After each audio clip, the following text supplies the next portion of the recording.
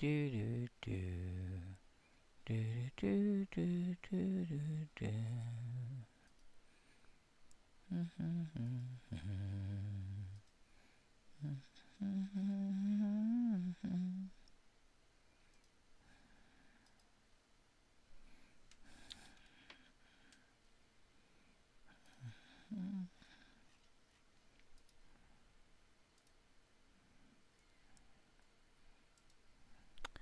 All right. Now let me think here. Let's try the tube of views first.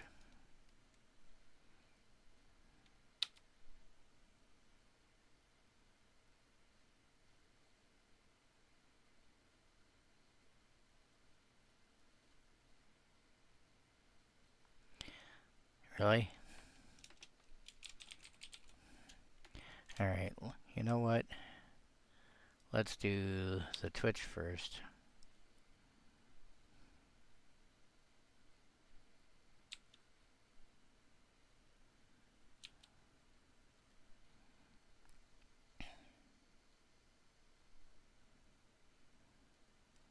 Oh, you actually did show up. Oh, no, you didn't.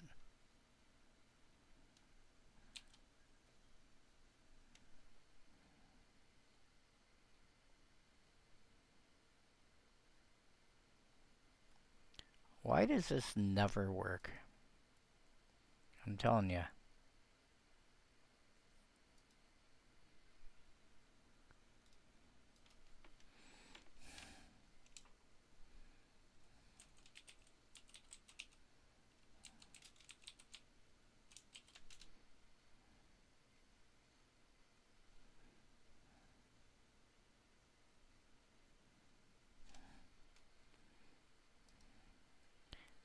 Come on.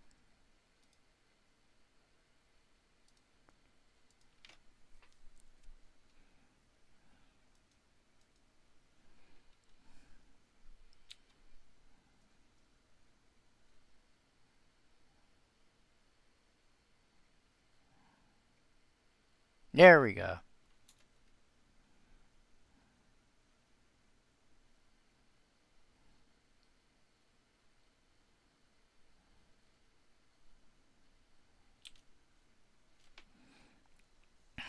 The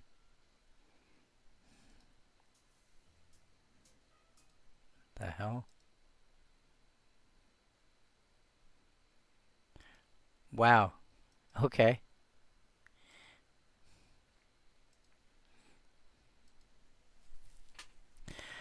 Alright. Hello, ladies, gentlemen, boys, girls. I'm not going to get into that conversation again. I spent way too long talking about my brain exploding through that last week.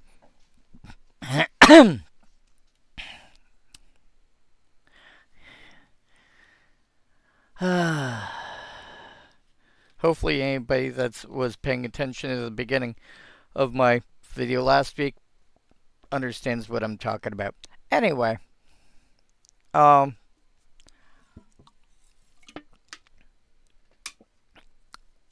this time we get to Dragon's Maze, or as I like to call it, Dragon's Corn, simply because, well,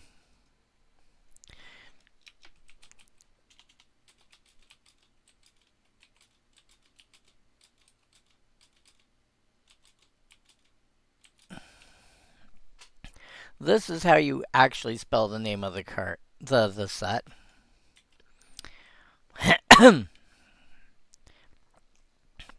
But in North America, at least in North America, there is a type of corn that's spelt this way, with an I between the A and the Z. And, well, I like to muck around with the English language, so.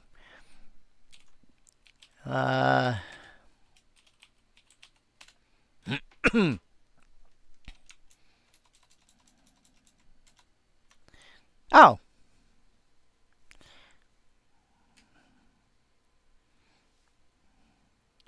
It's not a type of corn, it's another name for corn.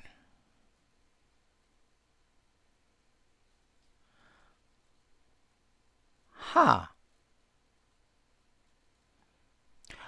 I Maize was domesticated by indigenous peoples in southern Mexico about 9,000 years from wild teosint. Native Americans planted along beans and squashes in the Three Sisters polyculture. I'm guessing that means that like they would rotate between the three. That is, those three vegetables are the main staple crops of the time. Okay.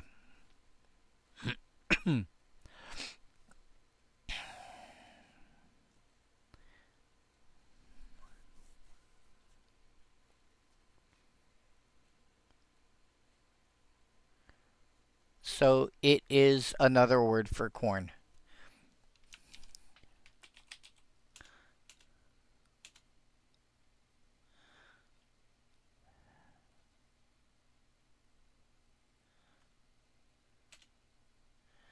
Sugar-rich varieties called sweet corn are grown for human consumption, while field corn varieties are used in animal feed for use in corn meal or masa, cornstarch, corn syrup, etc., etc., etc.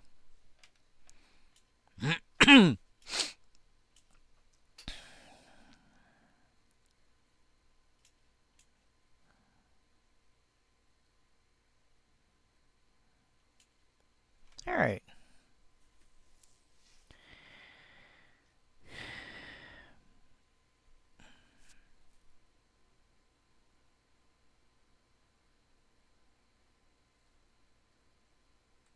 Interesting.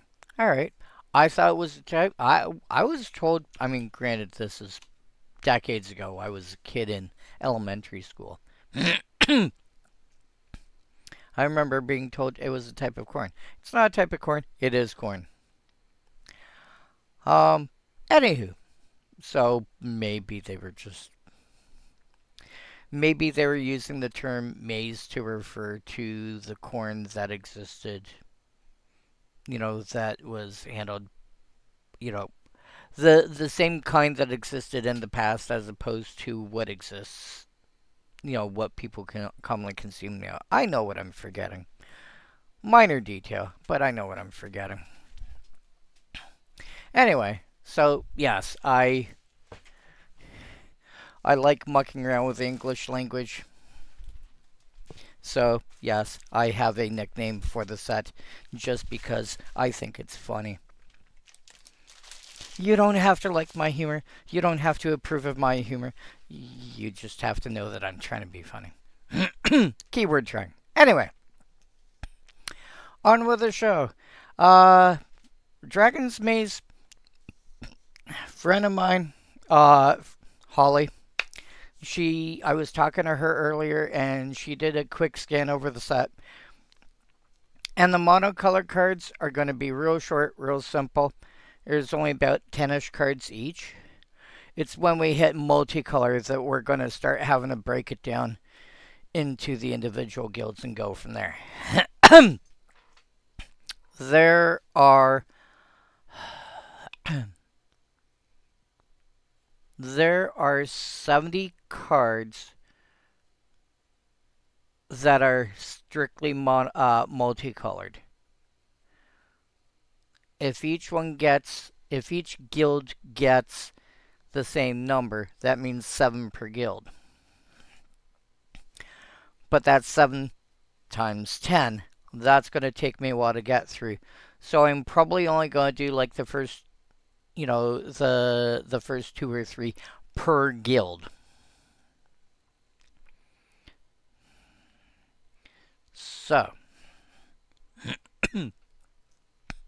because if I do 3 per guild, that's 30 cards. That's about 2 colors worth. But the monocolors should get through fairly quickly. Alright, first things first. Steeple Rock. 5 mana for a 3/1 flying first strike. The only reason I could see playing this card realistically at all. Flying and first strike is actually a really strong ability combination.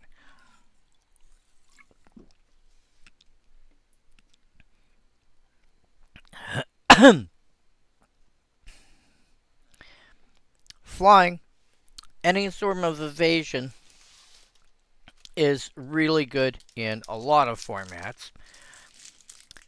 And then the first strike means that if it does tangle with something, it's going to hit first. If it survives, if it deals enough to kill the other creature doesn't get a chance to hit back. So, a 3-power flying first striking creature is actually rather strong.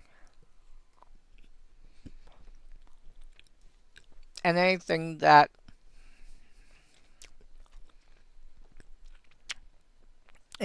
pumps it just makes it that much stronger.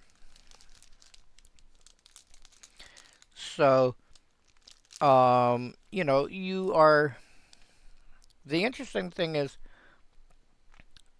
I would have compared this historically to like a 2-2, a 2-2 flying first strike, which historically already existed.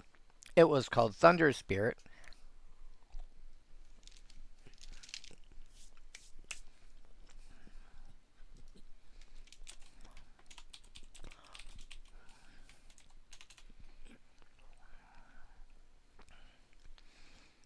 It's a $125 rare from Legends.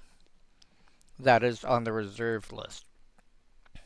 3 mana, 2-2 flying first strike. So, again, a 2-2 and a 3-1 roughly balance out. However, when you've got first strike involved,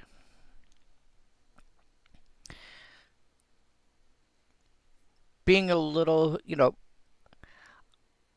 I would cost it a little bit more.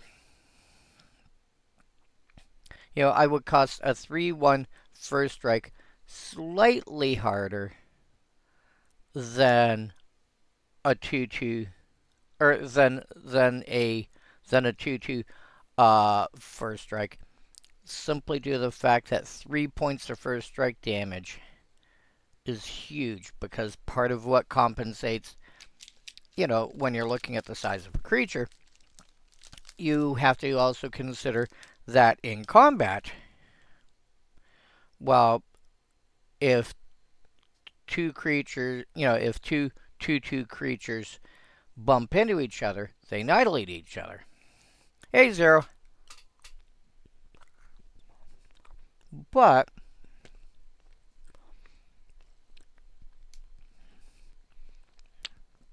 if one of them has first strike and the other one doesn't,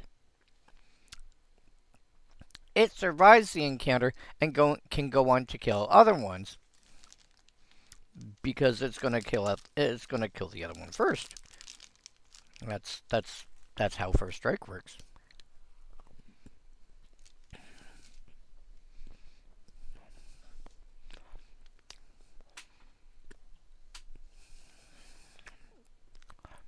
So I would say a 3-1 with first strike should be costed slightly more hard, slightly more difficult than a 2-2 with first strike. Because, yes, you don't need as much removal. Your removal doesn't need to be as strong to kill it. But especially when you're looking at lower numbers, the difference between handling 1 point damage versus, something that can deal 1 to a creature versus 2 to a creature. You rarely see people playing cards that deal 1 damage. Unless it's a consistent ability. It's not bad, Zero. How about yourself? Something like Prodigal Sorcerer, Prodigal Pyromancer, Quombash, which is something that you can activate with some regularity. But as for like spells or abilities, you're rarely going to see people bothering with stuff that only does like one damage to a thing, or like if it does only deal one damage, it's one damage to all creatures, or it's one damage to this group of creatures, and other creatures can't block, or something of that nature.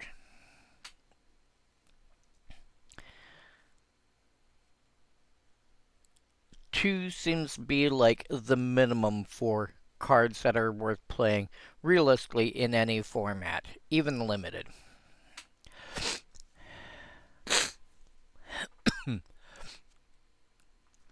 So Thunder Spirit. I've been working on a type of deck with very little experience, which is okay.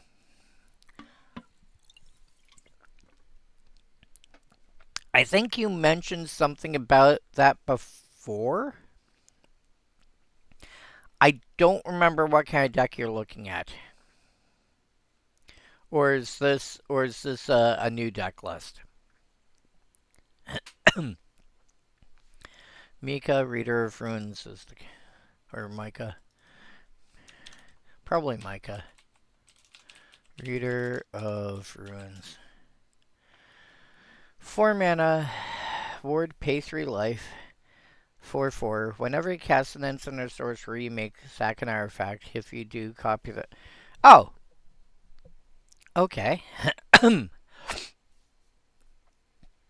um.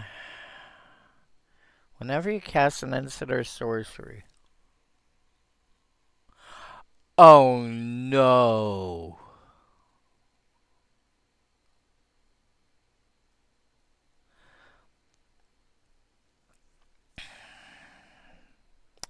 What's the common one called? What's the common one called? I can't remember. Set. Strixhaven ID equal. ID is it? I mean, it's Prismari, but whatever. Oh, colon copy myso Magecraft. Teach by example. Okay. Sure. So, I'm not saying run teach by example. It's just the first card I could think of that did what I was thinking of. This copies a spell.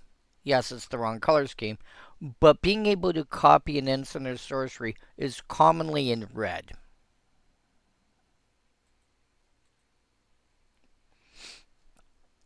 Whenever you cast an instant or sorcery spell, you may sack an artifact. If you do, copy that spell. Yeah. Return to favor. Yep. Return the favor works. The original one was just simply called Fork. Let's go to revised. Copy target instant or sorcery spell, except the copy is red. The only difference between Fork and like modern copies is that Fork specifically says that the copy that gets generated is still red. Beyond that, everything else is the same as what you expect.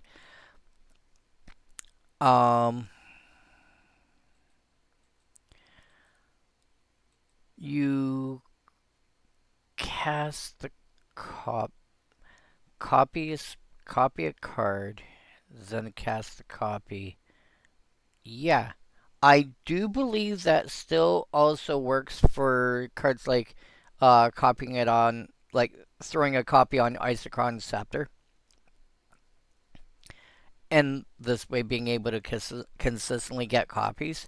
Because you could because cards like Fork and, what's the the modern one called? Scryfall Tagger.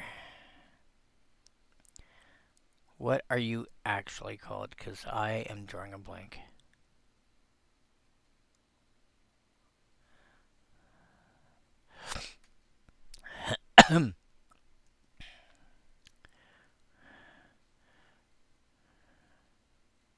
Reverberate.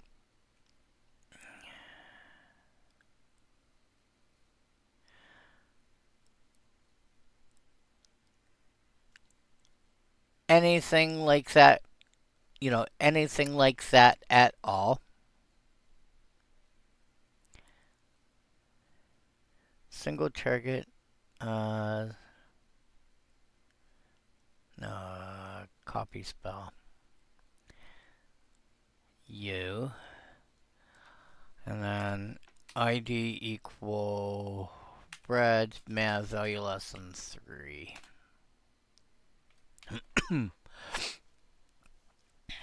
Alright. And then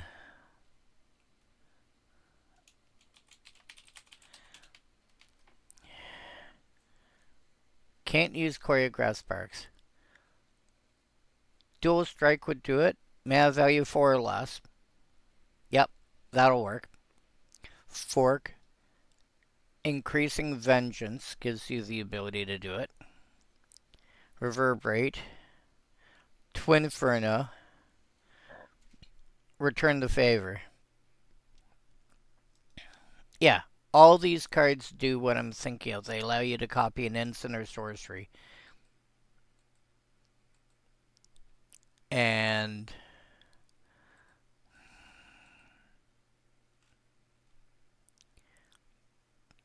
Twining Staff gets real out of hand. Twining Staff. Yes. Yes, it will.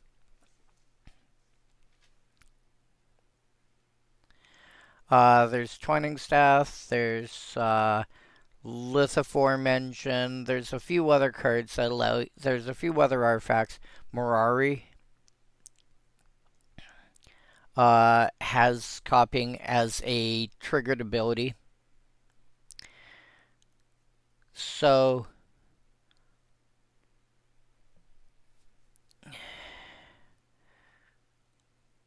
there's that.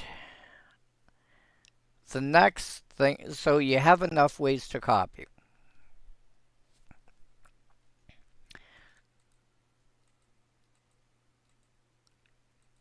You're then going to want enough. Yeah. Well, it bonuses your copying, but it also has a copy effect itself, which means you get 2 copies. So next you need ways to generate artifacts. Ideally, you want instants and sorceries that will generate artifacts. They can be creature tokens of some sort. They can be treasures. They can be maps. Whatever.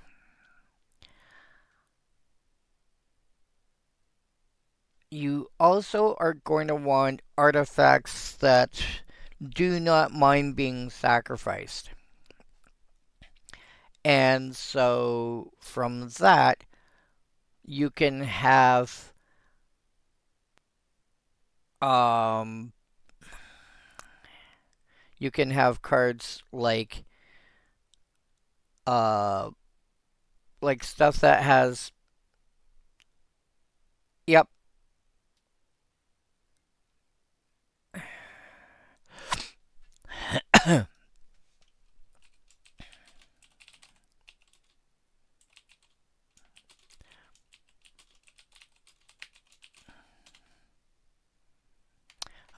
Big score. Pirates Pillage is the one you're thinking of.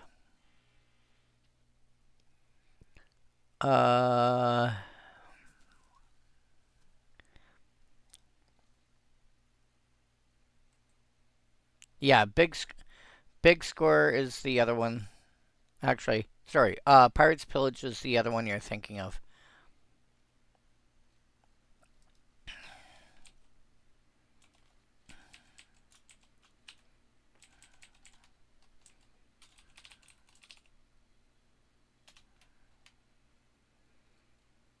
Okay.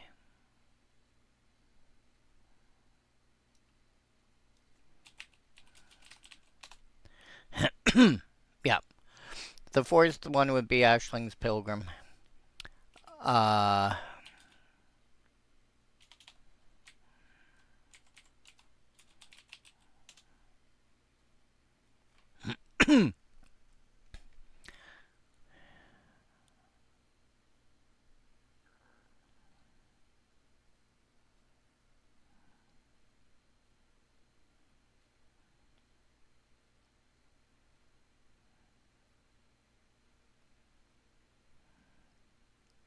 Season of the Bold, maybe. Seize the Spoils is the small one.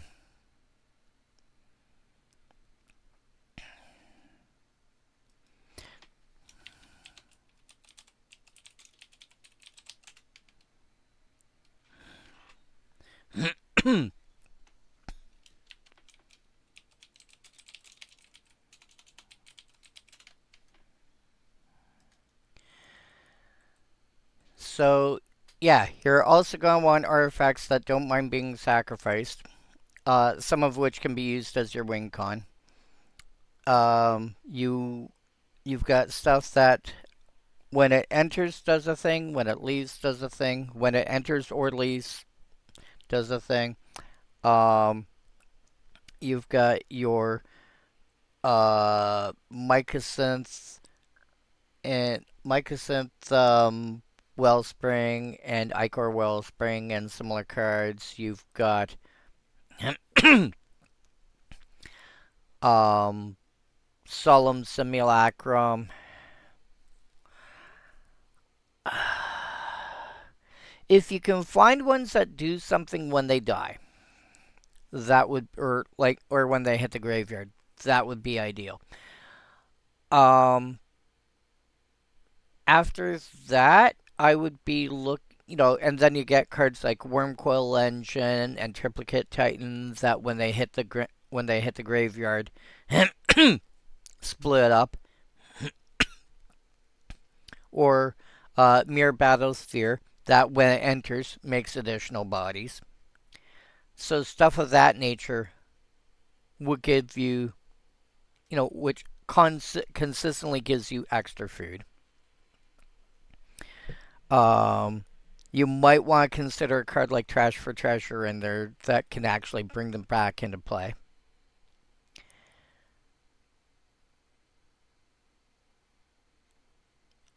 Um, that being said, if you're looking at copy abilities, you might want to consider also throwing in some cards that have got Storm. You've got Dragon Storm. There's actually that dragon that has, isn't there? Yeah. Storm Scale Dragon. No?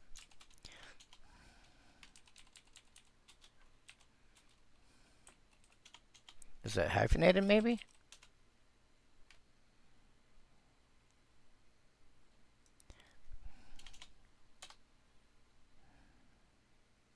Storm Scale Scion.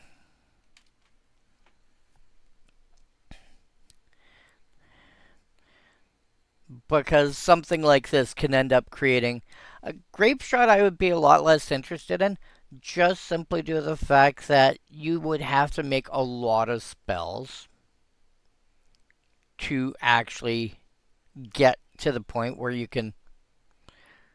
Because remember, you're starting off with 40 life. And the creatures that are commonly played in Commander often end up fairly big fairly quickly, so would be a challenge.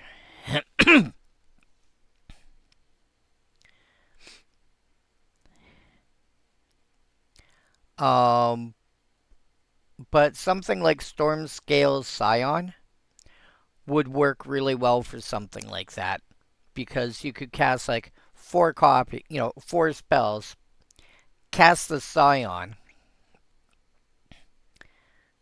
end up with 5/8/8 dragons with flying for 6 mana.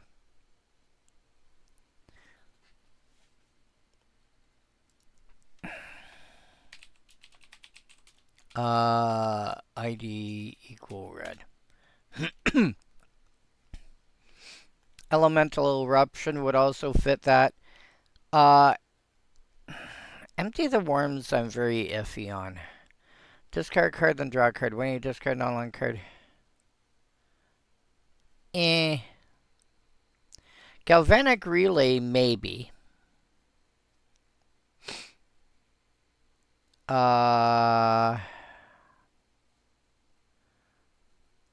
Spreading Insurrection would be a hilarious win condition because just stealing your opponent's biggest threats and going, hey, by the way, killing you with that.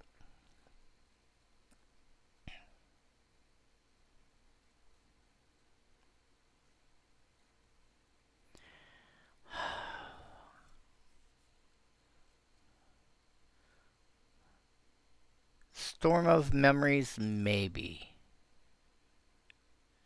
Would depend on how the rest of the deck is built.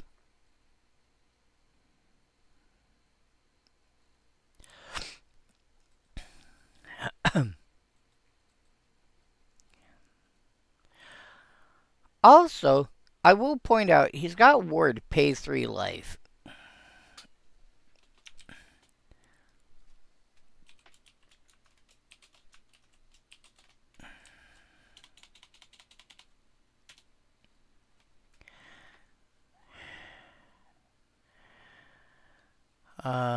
Sort by color.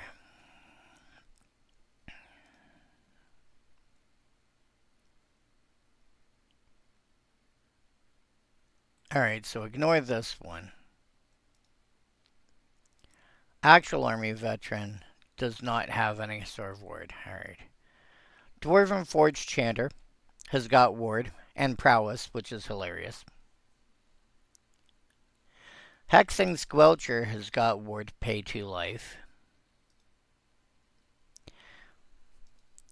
When it enters the battlefield, deals 3 damage to each creature in each planeswalker. Ward pay 2 life. This.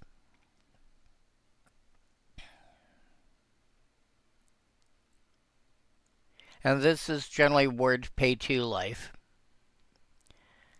Strife Scholar.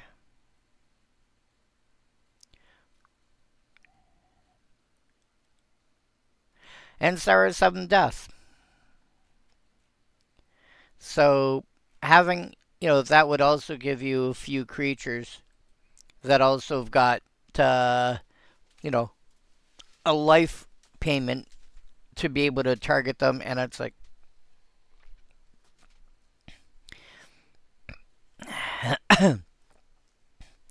I would. So it's like, yeah, sure, go ahead. Swords of Plowshare is my commander. You're gonna pay life for it, and the next time he's in play, you're gonna have to. People are either going to have to use wrath effects, or they're going to lose additional life every time they try and target it with something.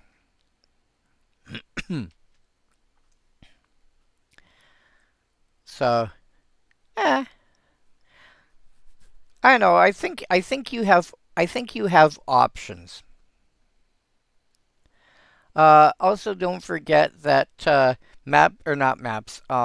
Treasures aren't the only tokens that can be generated as a side effect of something. Um, we've now got not just that and maps and clues and um, what's the other one? Food. example, now we've got mutagen tokens, we've got lander tokens. We have a bunch of different token types, many of which come as like a side effect of something else.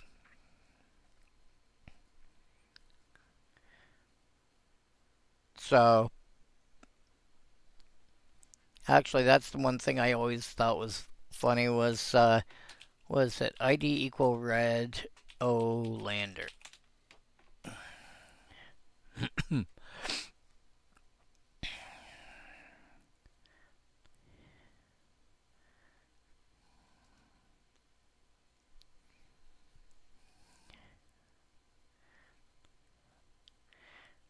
This is trying to be, you know, giant growth with burn attached to it. 2 damage. Oh, 2 damage to each creature. Well, that's better than I thought it would be. Cav Land Seeker.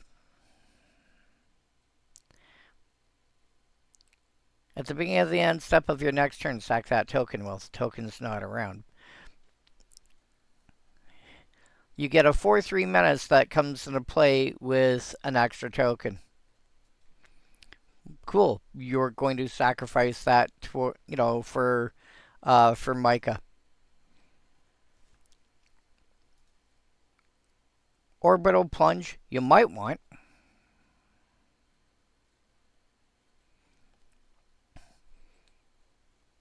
Terrapact Intimidate.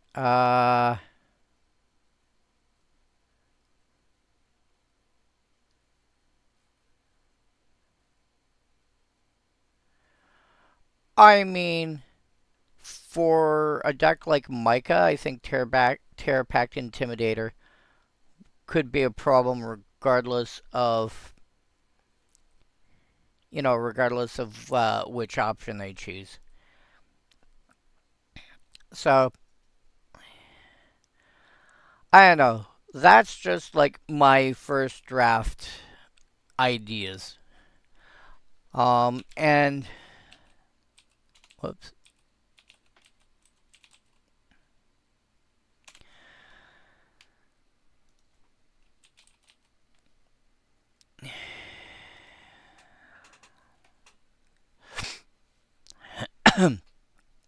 Error. So, I don't generally suggest using using EDH Rec for to tell you how to build a deck.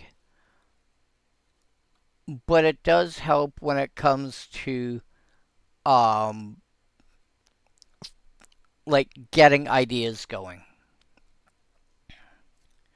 Inspired Tinkering is actually kind of nice. Whoops. Exile the top 3 cards of your library. Till the end of your next turn, you may play those cards. Create 3 treasure tokens.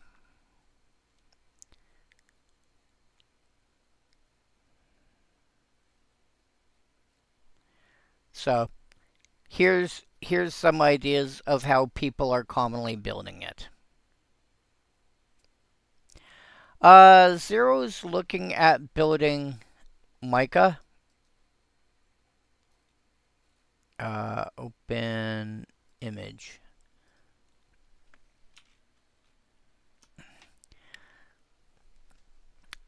Zero saw this, is interested in trying to figure out how to build it as a commander, so we're throwing ideas at him.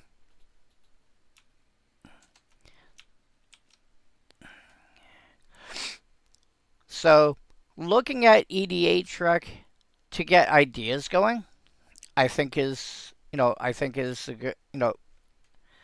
not a bad idea. Brass's Bounty, being able to copy that, 2 or 3 times is always fun.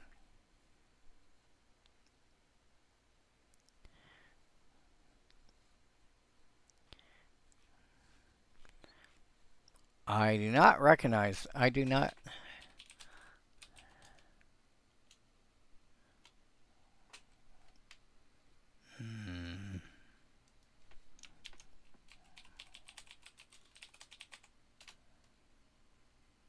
Nope.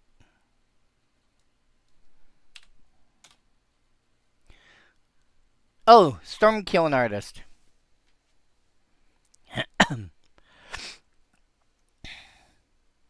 Actually, Rar's very right with that one. The amount of copying that you are able to do with that, depending on how you build your deck. Just getting free treasure out of them. And because it's Magecraft, it counts copying or even just casting them normally. Which also means casting the spell that copies another spell, you're going to get treasure out of it too. So, yeah. So that's also that's also a viable option. Are you listed in here? Yeah, there's Solemn Simulacrum. Goldspan Dragon makes sense. What was that spell that makes you roll 2d12 when you get damage and oh jeez. I think it might be the Ancient Gold Dragon.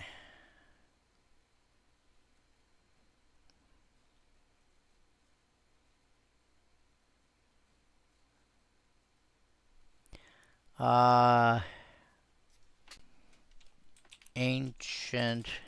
No, it might be brass. Nope, I'm wrong in both. Copper. You create a number of treasure tokens equal to the result.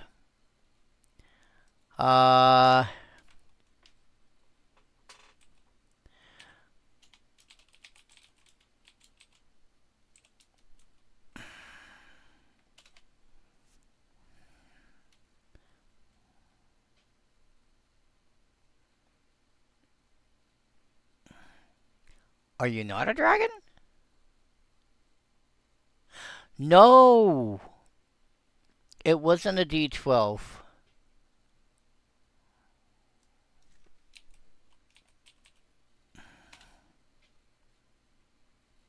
Sort by color.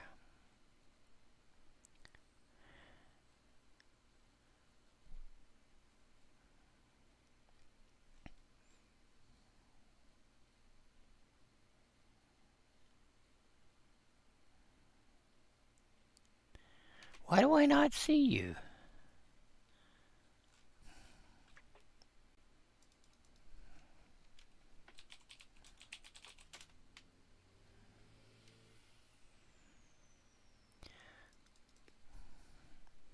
Oh, dragon. Oh. Oh! Okay. Right. Sorry. My bad. I had the idea where you're talking. My brain automatically defaulted to these. I'm sorry. Oh, damage. Oh, treasure. Oh, roll.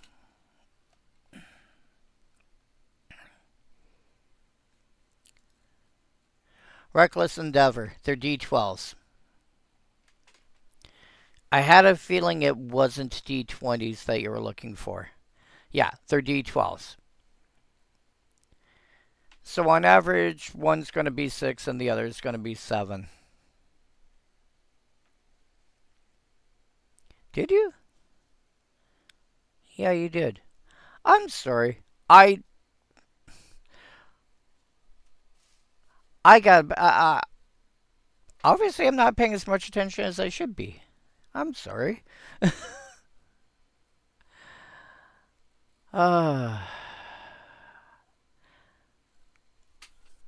I think part of the problem I have with that is just simply every card that I come across from that era, that anybody I talk to has an interest in, almost every single one you're rolling D20s. I mean, even one of my favorite commons is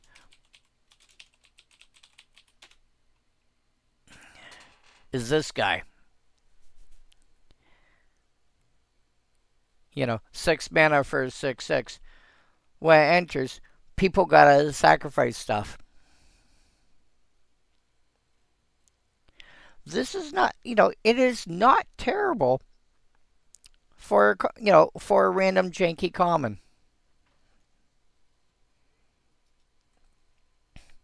But yeah, Reckless Endeavor. Um,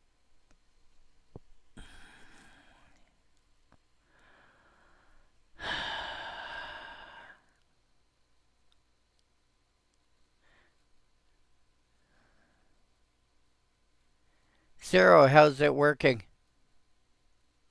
Like, does it work well enough for you for that deck?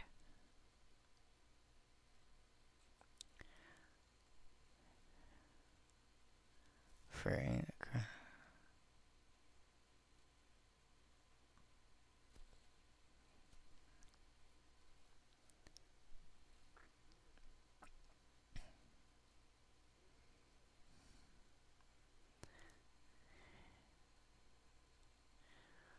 how much is Ancient Copper? For yeah, nope, nope. Ancient Copper is over $100 US. Forget it. Oh wow. Even if I have no familiarity with the game at all, I like this art. I would probably prefer the regular version, but I like the Final Fantasy one. Winds of Change? Yeah, potentially.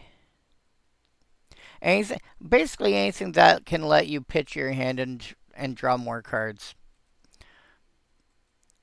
Um, especially if you've got ways to, especially if you've got, actually, if you're throwing, what was it? Increasing, was it increasing vengeance?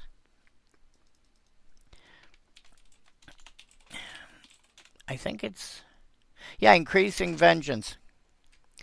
Because if one of the cards that you pitch is that, then when you flash it back, you copy the next spell twice.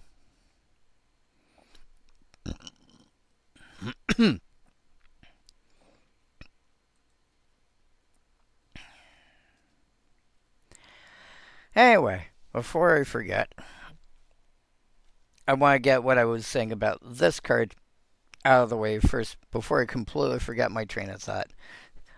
I never get derailed, do I? Um, so yeah, take a quick look on EDH Rec for Micah, and that'll get you because I think the biggest problem is just getting the idea started. It because like having an actual plan with it. I could be funny with Micah and try to run a bunch of wheels to try and draw the game by. If you're going to do that, do yourself a favor, and if you can pick up even one copy of any of the the original Eldrazi Titans, so it would have to be Ulamog or Kozilek, but like the first versions, they'll allow you to shuffle your stuff back in.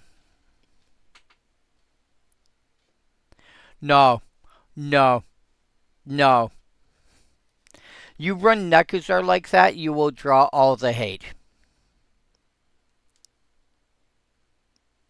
You will draw all the hate.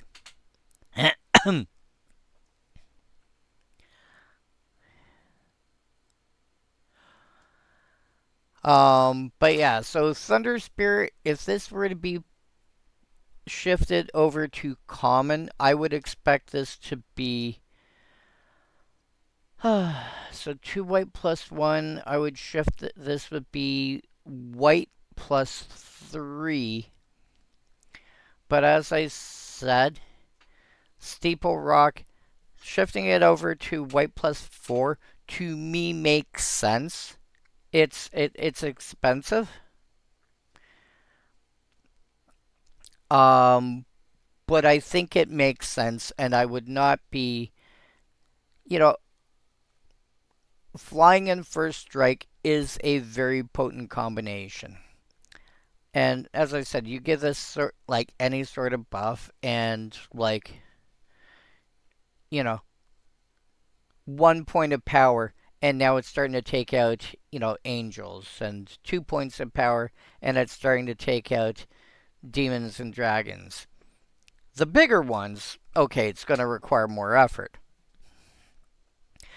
But you're also looking at a 4 cent, a card that you spent 4 cents on. So I, it's not incredible, but I think it's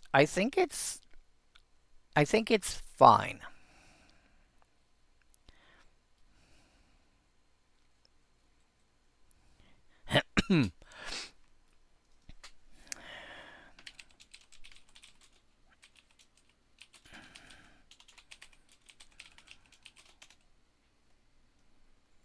um,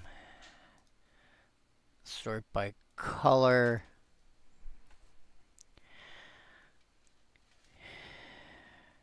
Although I will point out, if the budget is less of an issue, um,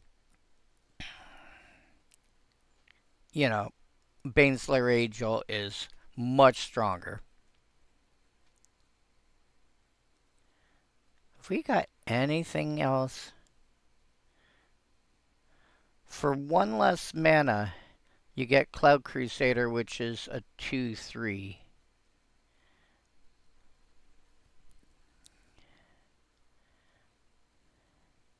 This is 2/2. I don't know. I see.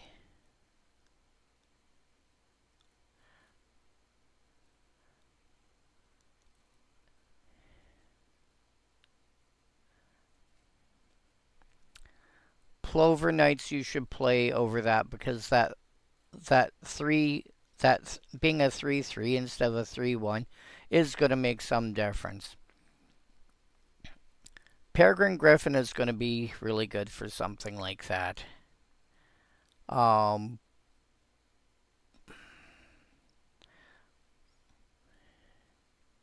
yeah, I think you've got. I think you do have better options. Let's see here. ID equal white, mana value equal 5, rarity common.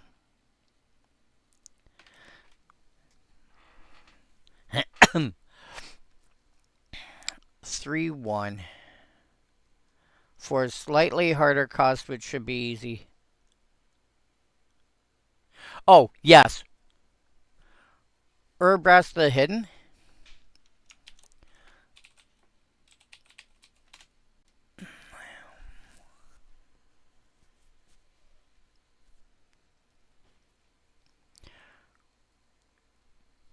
Oh, wow. Which Urabrask?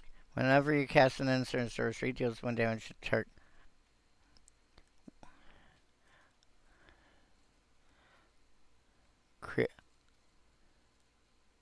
Yep. Yeah, if you can swing it, this Urabrask that Rara's talking about is really good.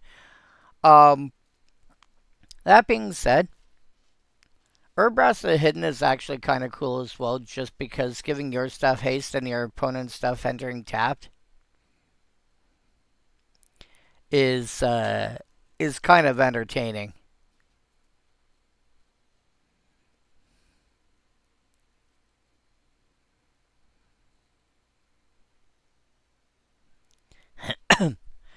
I mean, one of the things that we had been talking about was was throwing some storm in there, because it's not unreasonable for him to cast a bunch of spells in the same turn, especially when he's got extra treasure and when he's got other cards to help him dig through his deck. So, Stormscale Scion is not unreasonable. Urabrask the Hidden, turning around and suddenly giving them all haste. He's looking at something to finish the game with. Um, you could also simply run Dragonstorm in that deck.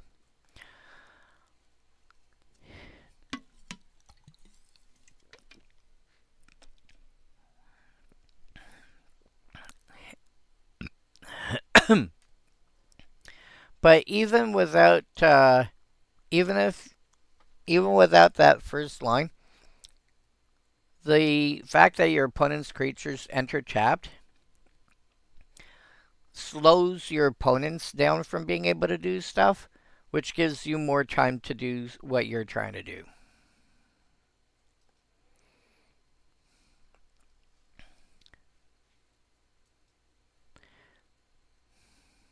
If each opponent's upkeep the next time.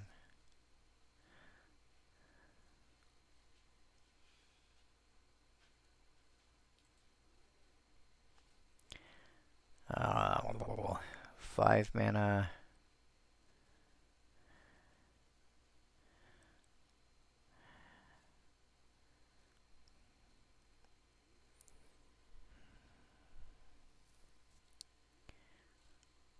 I think I would go these two first, then the Griffin.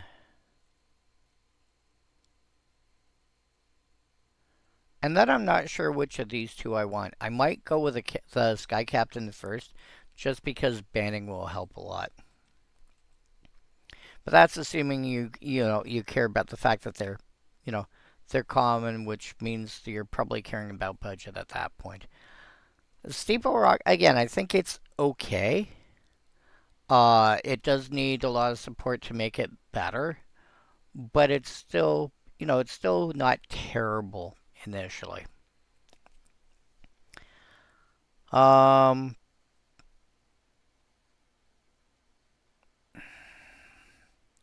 but yeah, Zero. I've got a friend that lives in used to live in the city. He's moved out closer to his family now, and he built basically a mono red deck that was built around um like Wheel of Fortune type effects, basically to be a mono red mill deck. He liked the idea of taking deck concepts, and as do I, and putting them somewhere where it doesn't belong. And red does not get mill, but red gets Wheel of Fortune and variants thereof, Reforge the Soul, and so on and so forth. And so, using that in order to be able to make everyone just pitch their hand, every turn. Hey, by the way, discard your hand, draw 7 more. Discard your hand, draw 7 more. You're not going to be able to keep anything. Even a whatchamacallit, even a graveyard deck is going to start struggling when all its reanimation spells are going to the bin as well. It's like,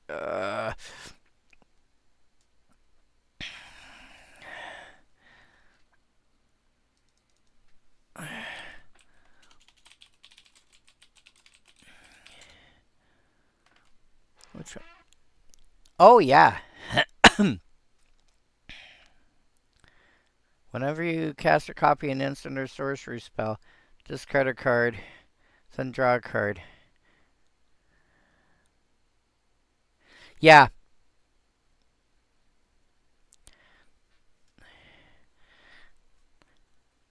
Even in the 99, Ashling would be a good call.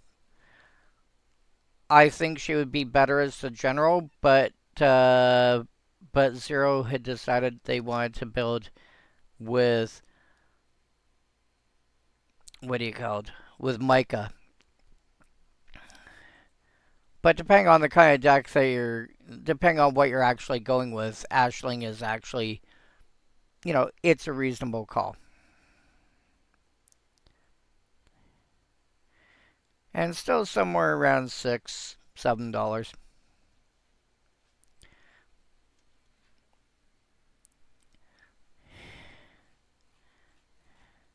Yeah, RAR, I told RAR when they came in.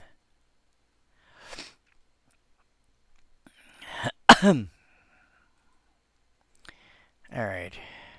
Has the Snare Squad. 3 mana for 1/4, which again averages to a 2/3. When this attacks, you may pay white. If you do, tap target creature and opponent controls. I think nowadays you can probably get that without having to pay the white.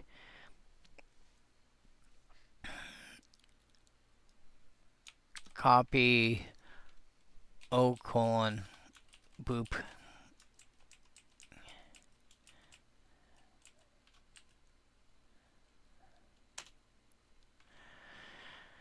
Yeah.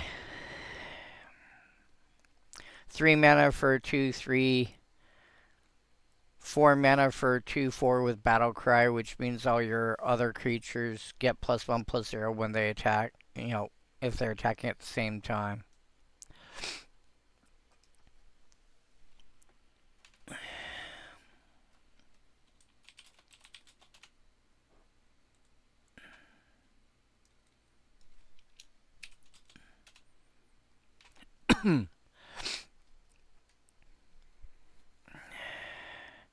Fiendbinder. You already have options. You don't have to worry about running Has the Snare Squad to get that effect, and most of these are going to be common or uncommon.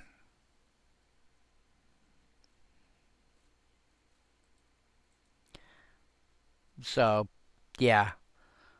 If you're trying to push towards this idea, maybe you run it, but if you're only running like a couple, I wouldn't bother. Sunspire Gatekeepers. I think realistically to be able to have enough gates to make this worthwhile, you probably still need to be in 3 colors.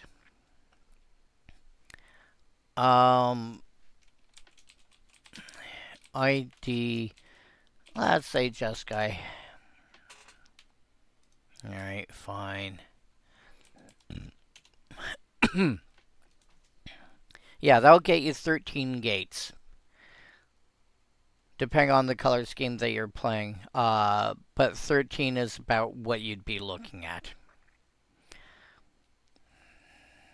Which means about a third of your deck. Having 2 gates is not unreasonable by the time you can cast this. So, if you're playing 3 colors and you care a bit less about budget, this comes into play and you've got a 2/4 and a 2/2 vigilance.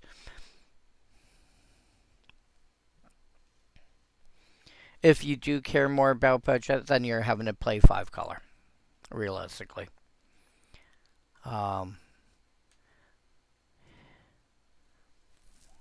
1, 2, 3, 4, 5, 6.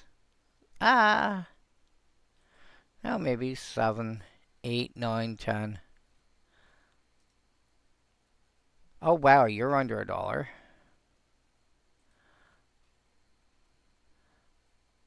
Okay.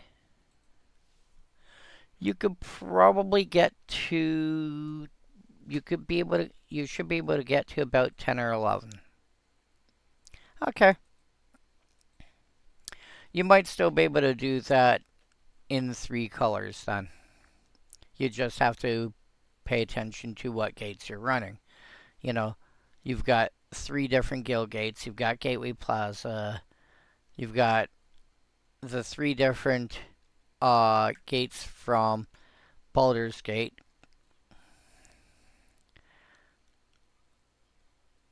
Heapgate, Talon Gates. Talon Gates is really the only expensive one. Threm Portal is under $1. Baldur's Gate is like the second most expensive one, which is still around $3. So, you might actually be able to pull this off not unreasonably in 3 colors. Maze Sentinel. Maze Sentinel is going to be a bit tight, and any of the maze-based creatures are going to be a bit tight because they're fairly high. They've got, an ability, and then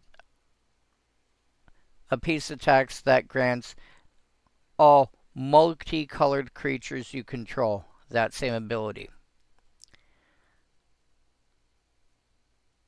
So that means you are running a monocolored card in a deck that really wants to be multicolored. And so there's a bit of a tension there. It's like, how much mono can you realistically afford to put in your multicolored deck? I probably, I mean, obviously I'd want to minimize it. I would probably say less than 10 if you can manage. Because you don't want, like, every card that... You don't want too many. You don't want to be hitting a suite of cards that suddenly you're like, hey, by the way, I drew another monocolor card. This doesn't affect it. I drew another monocolor card. This doesn't affect it. That being said, if you decide to do one of those, there's always the discussion. Well, let me rephrase that. Relatively recently, within the last year anyway, there's been a discussion about whatchamacallit, the hybrid, you know, how to handle hybrid cards in Commander. And hybrid had been designed so that you can play them in any format as either color. So a card like, and I keep going to the same card just because it's something that jumps out in my head quickly. A card like Unmake, you could play as mono white, you could play as mono black, you could play it as white black. And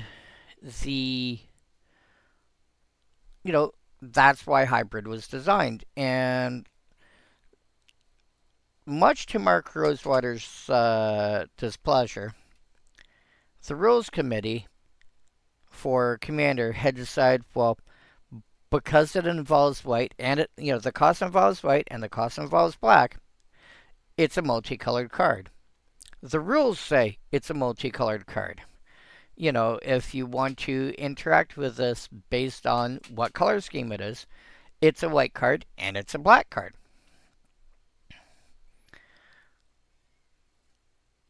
So they made the understandable decision that it counts as white and black.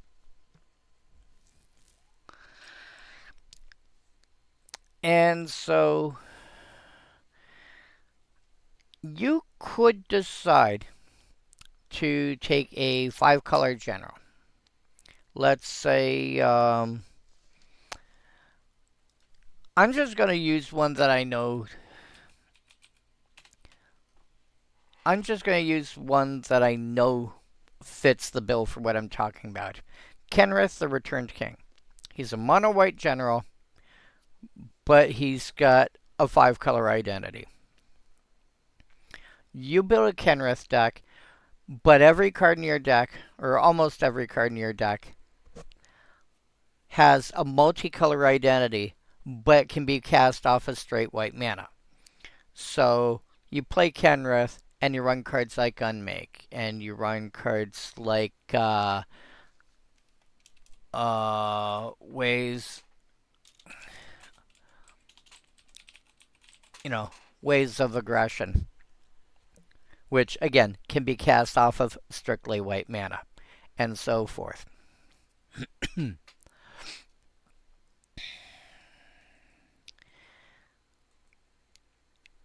If you build a deck like that, then something like Maze Sentinel, most of your creature base is going to be multicolored.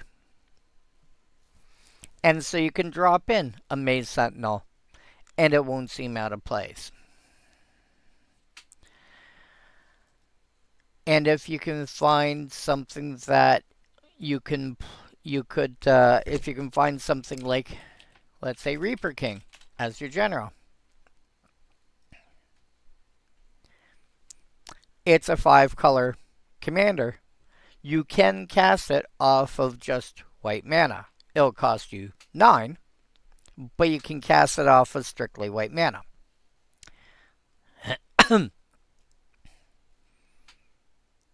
You do that,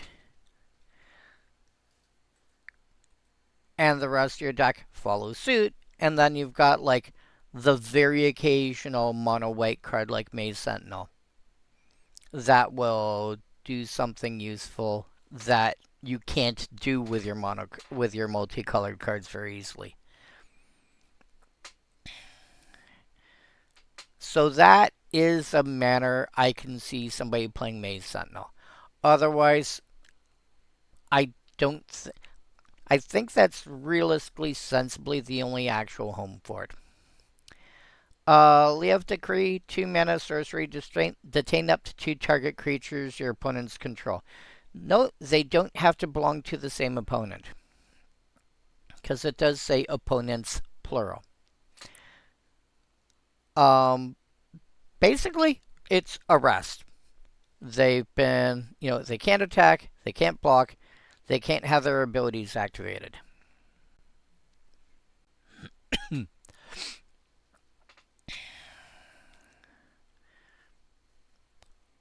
Yeah, you need to slow down somebody for whatever reason. You go, okay, cool. You and you. You're not doing anything till my next turn. Wait, what? You and you. You're not doing anything till my next turn. But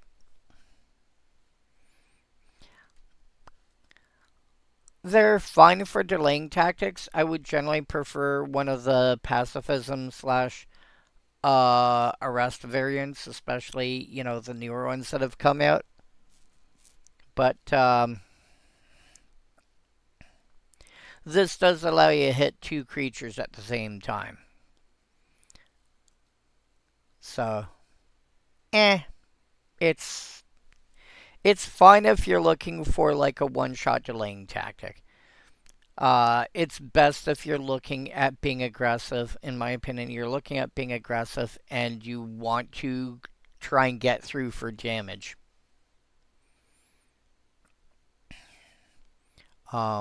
Probably against somebody playing a Voltron deck.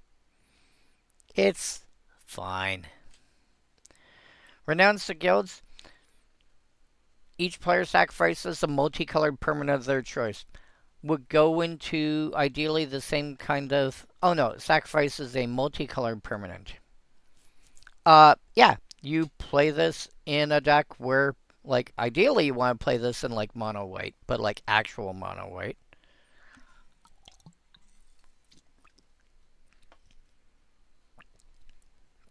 If you're not playing it there, just make sure every card that you've got only has a single color to it, and keep your eyes open for somebody dropping Painter's Servant. As soon as somebody drops a Painter's Servant, which I think is Game Changer nowadays.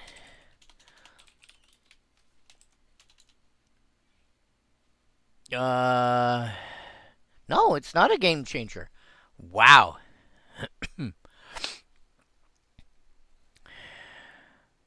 What the heck?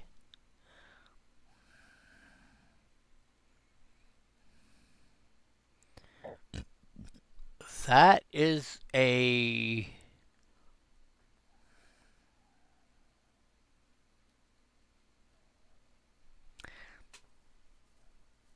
That is an interesting looking version. But yeah, I would have expected something like this. Oh no. This is legal. It was Iona that got hit. Right?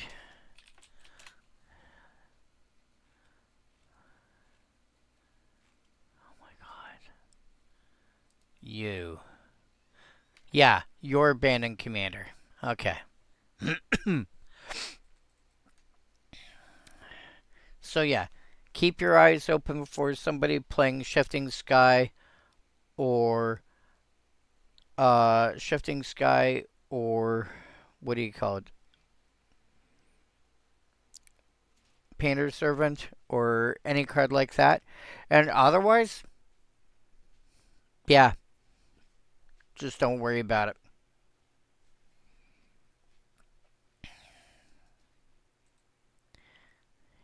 You know, feel free to play that in a deck that a lot of people are going to have some, unless they're actually playing a monocolor deck, a lot of decks are going to have some kind of multicolored thing to it, even if it's somebody's general. I was talking to my friend about my Boros Reanimator deck. Or not Boros, my Jund Reanimator deck. I've got Journey to Eternity, Avatar of Discord, Shattergang Brothers, uh, Grand Warlord Rada, Karazakar the Tyrant. So I do have 5 that count. Plus my general. I think I would presume that most decks are going to have, if they're not actually monocolored or colorless, they're going to have a couple that incidentally are multicolored. Scion of Vitigazi.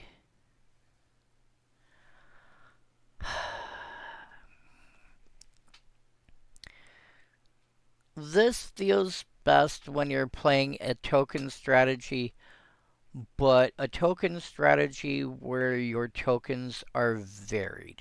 Like like obviously we're talking creature tokens here, but where your tokens are varied. You don't want them all to be the same kind. You want some kind of flexibility with them. So it's more a matter of having, I have, I have all these bodies, not trying to turn it into a tribal deck.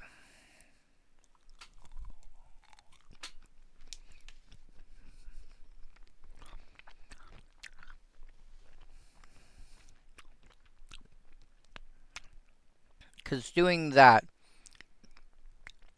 maybe you end up with a 2/2 zombie token. Maybe you end up with a 3/3 elephant. Maybe you end up with, a 4/4 angel. You want to be populating those rather than a 1/1, a 1/1, a 1/1 bird.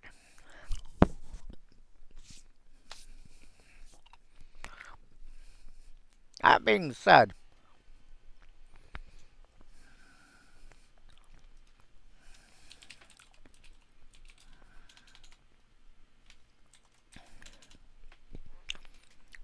Harmonious Archon is kind of entertaining. Because if you make a bunch of like 1/1 flyers with and you throw Harmonious Archon in there, now they still keep they still keep their abilities, but now they're 3/3s. Although still copy, when you populate, still um, choose the best token you can to duplicate.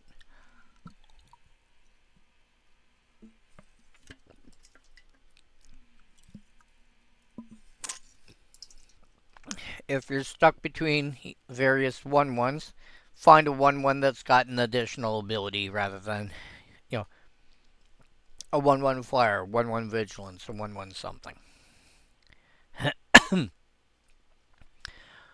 Boros Mastiff, 2 mana, 2/2. We're at the point where you don't need to battalion to get lifelink anymore on a 2 mana, 2/2 at common. You can just have a 2 mana, 2/2 with lifelink. And in fact, I think you can do better than a 2. You might be able to do better than a 2 with lifelink. Power greater than 2 or toughness greater than 2. Okay, we're Keyword lifelink. Mana value equal 2. ID equal white. Okay. So at common, you've got a 1/3 lifelink, or a 1/3 lifelink that when it dies, you draw a card. What about rarity less than rare?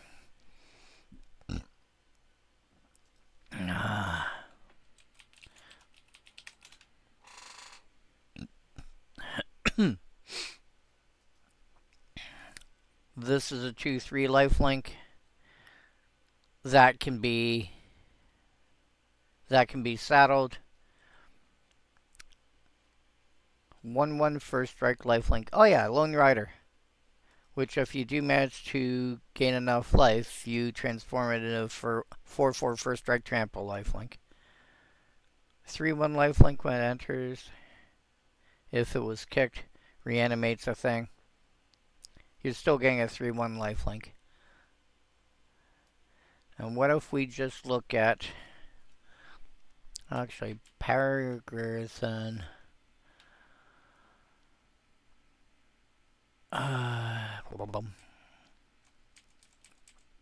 What if I just look at is bear?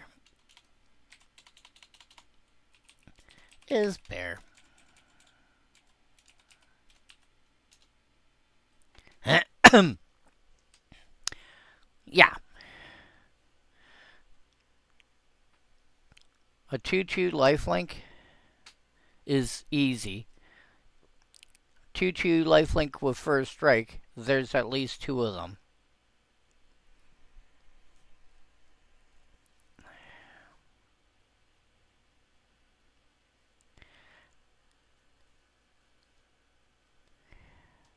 This one you get to sack to blow up things. Yeah, you just pass on the Mastiff. Unless you're playing Dog Tribal. At that point, it's a maybe. Wake the Reflections. 1 white. Populate. Copy a token you control. It's fine. But you really need to be digging deep onto... you really need tokens that are worth copying more than just... you need something better than 1/1s.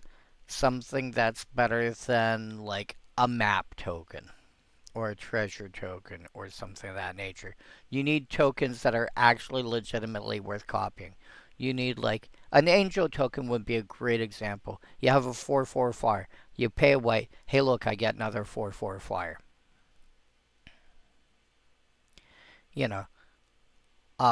Creature-wise, you want to be, I would say, anything better than a 1/1 with an ability. Or anything better than a 2/2. If that's as far as you've got, I wouldn't play Wake the Reflections. But if you've got 3/3s like Golems, for example, or Constructs, or 4/4 Angels, or something of that nature, then yes, Wake the Reflections suddenly makes a lot more sense. Riot Control. Are you playing Turbo Fog? Are you in white? Play this. Do you care about... does your deck care about life gain? You probably should play this. If you assume everybody's got, let's say 3 creatures when you cast this, you're paying 3 mana, gaining 9 life, and then prevent all damage that would be dealt to you this turn. This allows you to go, oh, you're attacking? Cool. What with? Alright. Pay 3 mana. I'm not blocking. I'm preventing all the damage. I'm going to gain this much life. Alright, so I should be up to about 60 by now. What? Yeah, you just let me gain a bunch of life. Also, I will point out, you can play this with no creatures in play. Like after Wrath, even. Or you can play this when no damage is being dealt. There's no targeting to this. You can play this at any time if you just simply need to get an extra card out of your hand. It's not good at that point, but I mean, you know, it is. I'm just saying. It's a legal move. Generally say this for when somebody's trying to alpha strike you and then blow them out of the water because now their creatures are tapped or whatever. But yeah, it's fine. But if you're in Turbo Fog, and especially if you're going like mono white, let's say, if you're trying to do like a mono white Turbo Fog, that should be like at the top of your list. Blue cards, Runner's Bane. Enchant creature with power 3 or less. I will point out with this one that if the creature ever has more than 3 power, the enchantment is now enchanting something it cannot legally enchant, so it falls off. When it centers, tap enchant creature. Enchant creature doesn't untap during its controller's untap step. There's better cards than this now. Again, probably the best one that I can think of is, well, I shouldn't say necessarily the best one, but one of the best options out there that exists is Weakstone Subjugation. Anything of this nature, or there's a lot of cards that that can do this for like 3 mana. Just spend the extra mana.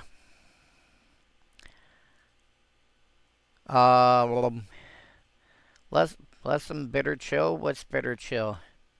Oh, yeah, same card except no restriction on what kind of creature.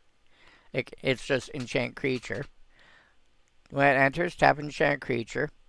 Doesn't untap normally. When Bitter Chill is put in a graveyard, you may pay 1. If you do, scry 1, then draw a card. And Blossom Bind.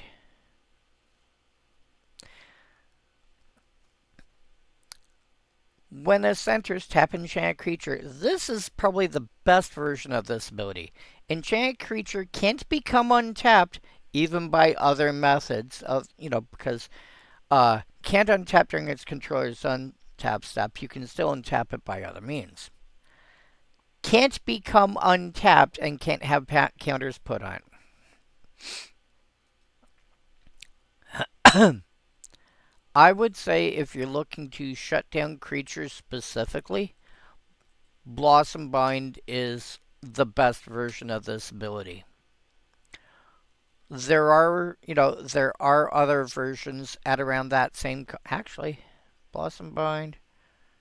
Yeah, this is all greater than this. Yeah, okay.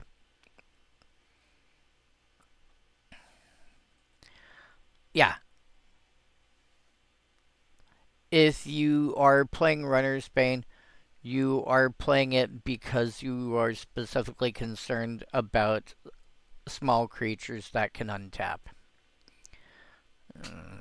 Okay.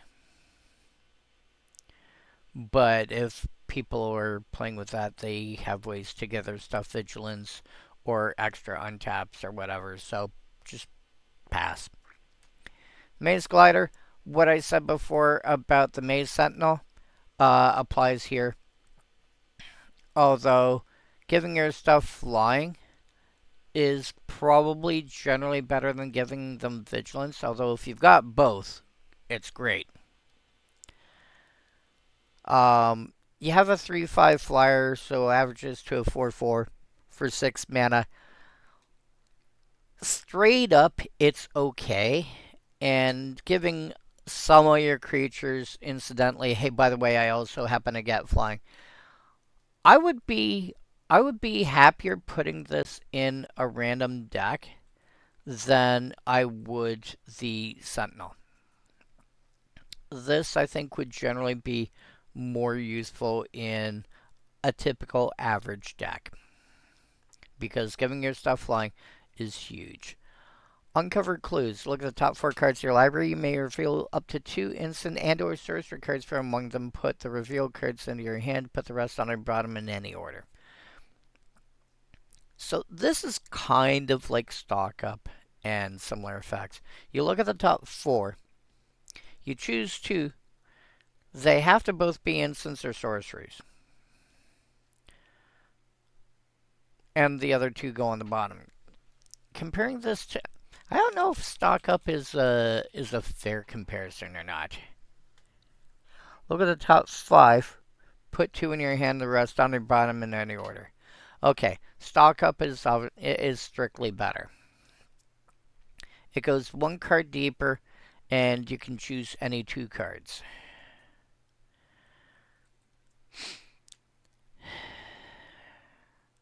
I mean, that being said, you know, maybe you need enough versions of this ability. I would generally look for it to be on a creature as an enter the battlefield ability first.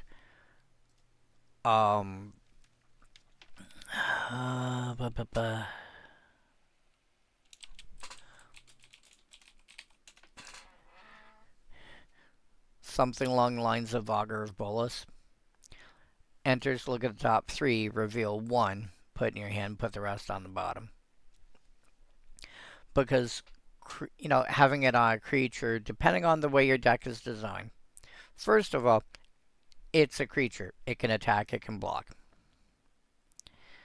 Second of all, it's a creature. Depending on how your deck is built, it can be recurred pretty easily. It's also only a 2-drop. So being able to do that, you know, being able to bring that back, if you're in, you know, blue-white, let's say, and you're trying to do some kind of reanimator deck of some description, you know, being able to bring this back, white can bring back low power, low mana value creatures really easily. So, but that being said, if you find you need more cards along the lines of stock up, at least consider this. Mindtastic. I'm sorry, you're paying 4 mana for a counterspell that can still be stopped by just paying enough? No. Don't. Just play an actual counterspell.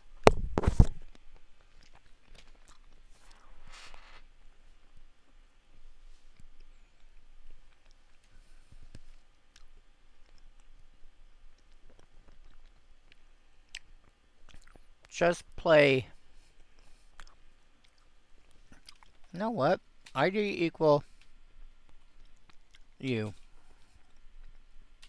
Have ID equal 4. Mana 3.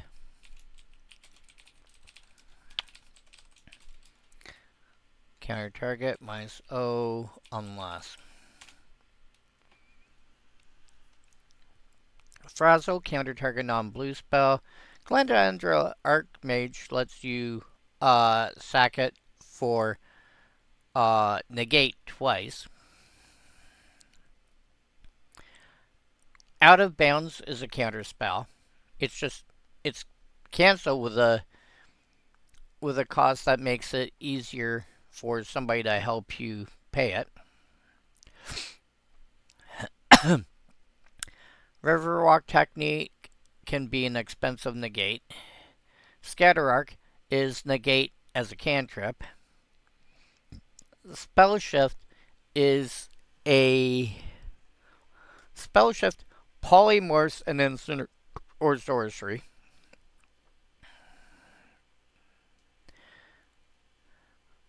1, 2, 3, 4, 5. I see at least 5 cards at that exact mana cost that I would play over Mind Static in most cases. The only reason to do this is if you really want to be playing a taxing deck. If you actually want people to be taxed, maybe. Opalate Gatekeepers. If you, when it centers 2 or more gates, draw a card. Can you actually get a 2/4 that draws a card now?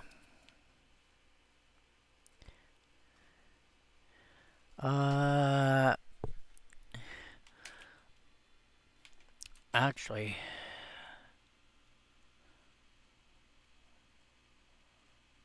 okay, it does accept cantrip. O-tag, cantrip, mana value equal 4, power equal 2. ID equal blue. No, the closest you've got is Nimble Innovator, which is just simply a 2/2 for the same cost. So, yeah, if you run enough gates, again, you're playing at least 3 colors, then the gatekeepers are worth at least consideration if you're looking for, like, cantripping creatures. Not really worth it beyond that, but, I mean, honestly, this first row is kind of suboptimal. This is kind of meh. Murmuring Phantasm, you get a 2 mana 0/5 with Defender. Uh, you want this in like an attacking wall deck, something that's like Arcades, not the Omnipotent, Arcades the Strategist, or something of that nature that lets your defenders attack as though they didn't have Defender and deal damage based on their toughness. That kind of deck, Murmuring Phantasm, you want cards of that nature. But at 2 mana, you should be able to get better. Wall of Deceit is a 0/5 with Morph, which means it's got the ability to attack on its own. And Riptide Turtle is the same thing but with Flash.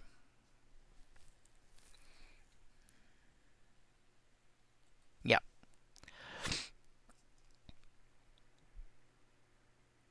You should be able to get like, well, the thing is in colorless, I think you can get a 0/6. But the only one I can think of off the top of my head right now that's a 0/6 has got a green activated ability. Etherling.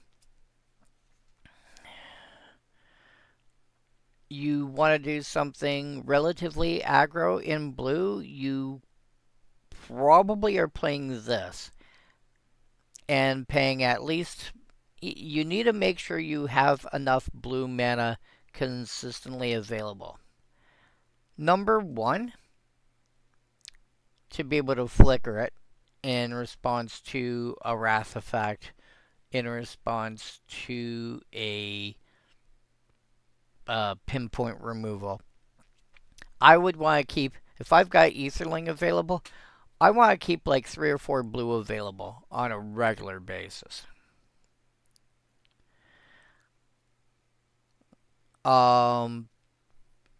And then being able to use, so basically, the amount of mana that it costs to spend, or it costs to cast, the 6 mana, I want to have that available regularly to protect it from removal.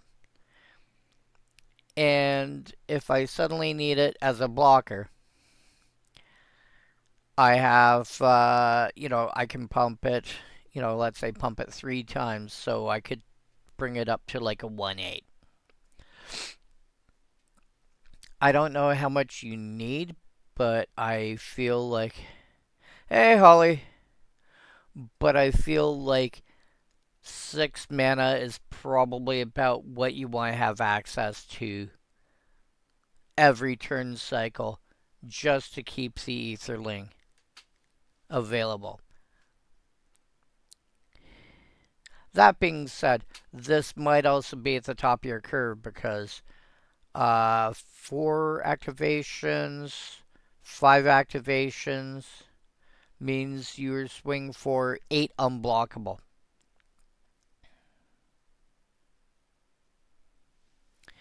Just want to put that out there while I'm at it. So, Etherling, again, not unreasonable, but again, you're trying to do something. I see this largely as wanting to do something unusual for the color. It's a good way to scooch aside while you board wipe. Yeah, there's that as well. Trait doctoring. I think the number one reason this sees play anywhere is because there are certain decks, and I cannot remember what they're called, that care about, did you target me with a spell? If you did, blah happens. Kind of something like Feather, but I know there's a blue one that's got something, like I know there's, yeah, kind of like Heroic or Valiant. I can't remember. There's one deck and I cannot remember what it is, but it cares about like Whim of Volrath.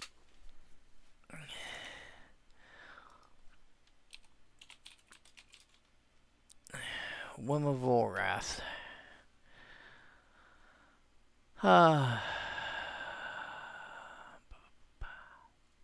Orvar the All-Form.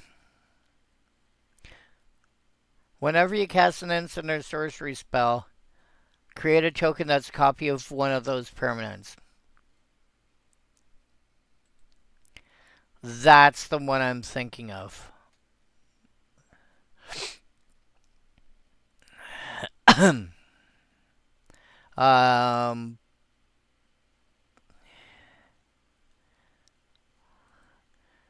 So yeah, something like that. Something like that is the kind of deck that you would want Trait Doctoring in. Because that allows you to, every turn, make a, make a token that's a copy of something else. Make another token. So basically you get to populate. Populate? Yeah, you get to populate every turn in a mono blue deck that way.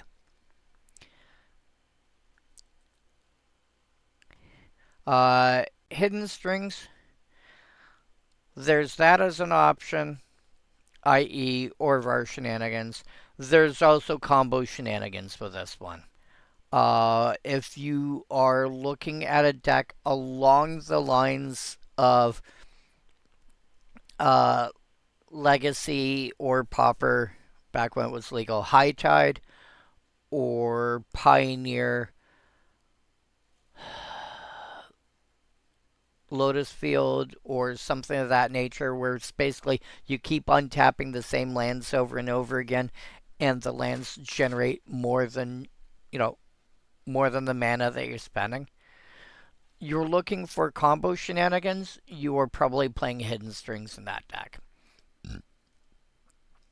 There's a reason when they came out with the Pioneer Challenger decks. That.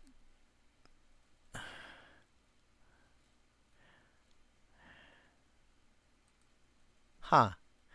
Did they not actually make actual decks? Are you kidding me? MTG Pioneer Challenge Decks 2021.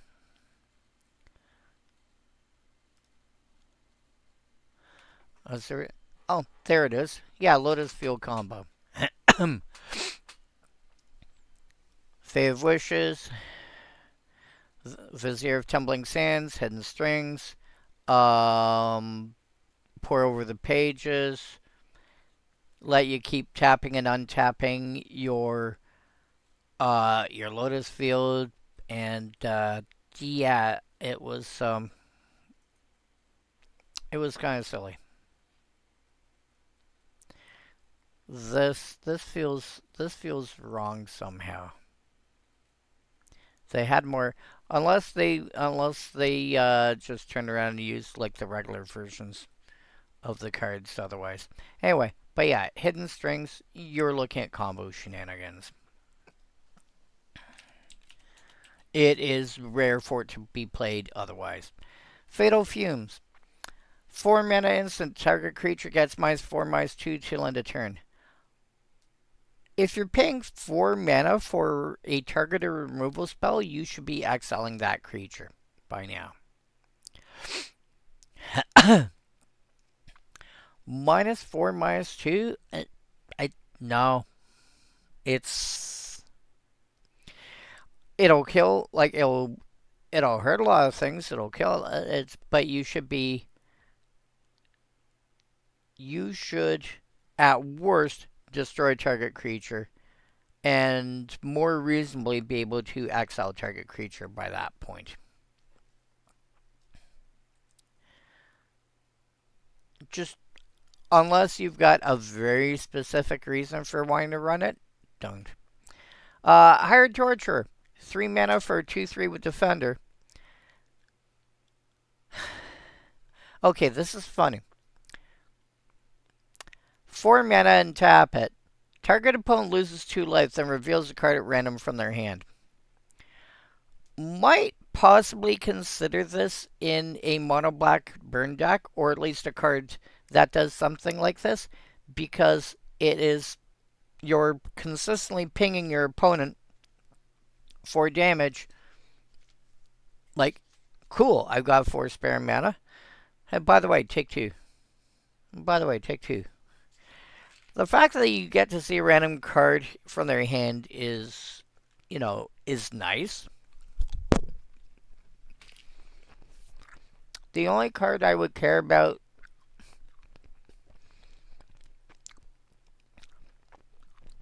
The only time I would care about that ability specifically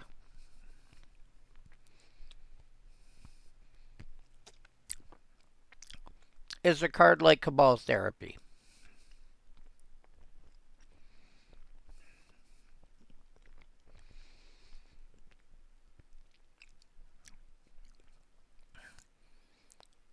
Apart from that, it's random gravy.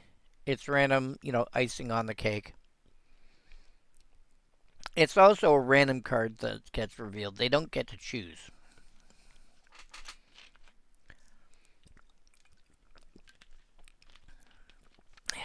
Yeah, but again, if you're looking at like a mono black burn deck, a card of this nature that allows you to burninate your opponents on a consistent basis, yes, might be expensive for doing so. But, I mean, it's taking the slot of basically 2 Prodigal Sorcerers. Or Prodigal Sorcerer and Prodigal Pyromancer, or something like that. And you're a mono black. So, I could see it. Bane Alley Blackguard.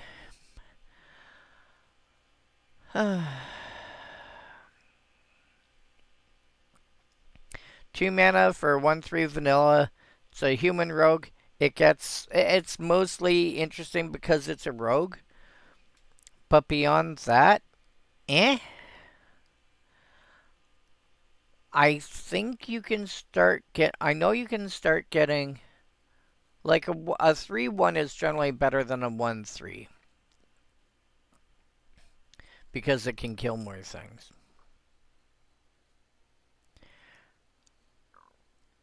Nah, because if I want a Prowl Enabler, I want like a 1 mana 1/1. A 1/1 flyer, or a 1/1 can't be blocked, or something of that nature. that has, that's a rogue. ID equal black, type rogue, um, mana value equal 1.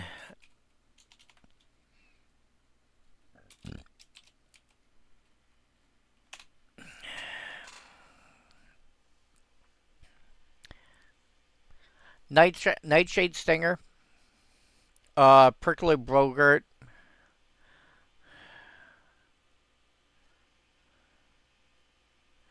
Yeah, even like just looking at stuff that's common. Yeah, well, because it has fear. Um, I'm not going to call him Humphrey. But yeah, it's got fear, so there's a good chance it's not blockable. If I don't care about that,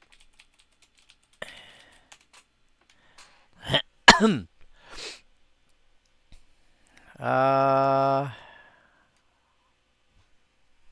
Vampire Cutthroat. Oh, Goofy in the Sky with Diamonds.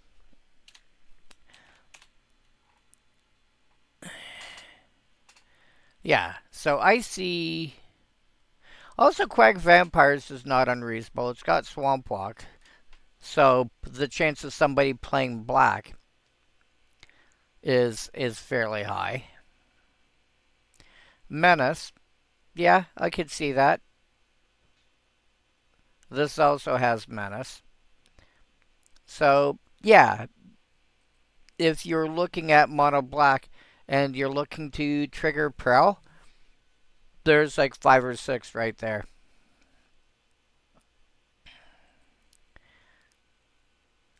Rectos Drake. 3 mana for a 1/2 Flying Unleash. Assume this is basically realistically a 2/3 flyer that can't block. I wouldn't be unhappy with that. If I'm playing Drakes, I might be considering it. Uh, Otherwise, I'm sorry, for a slightly more difficult cost, 2 black plus 1, you can get cards like Vampire Nighthawk and similar cards. Vampire Nighthawk. Yeah, Vampire Nighthawk might be a little on the powerful end on what you can get at 3 mana at lower rarities. But still, even if it's only got, one of those keywords. Rather run hippie or something like, yeah.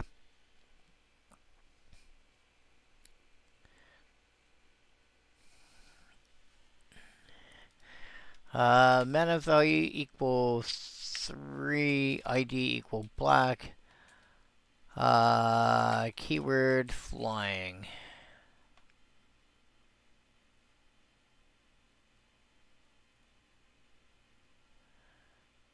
Let's say rarity. Let's say rarity common.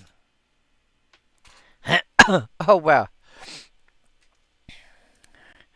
Arimon gets you a 2/2 flying death touch that you can sacrifice things to draw cards. Uh, Black Snag Buzzard is a 3 mana 2/1 that could potentially be a 3/2 if something else died that turn. Like you're typically looking at like a 2/1 or a 1/1 flyer. Uh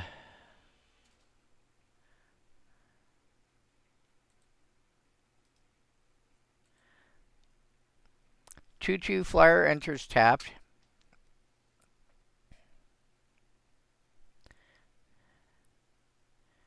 2/2. Oh, Courier Bat. When it enters, if you gain life this turn, return up to 1 target card from your graveyard to your hand. On a 2/2 flyer that doesn't have any drawbacks to it.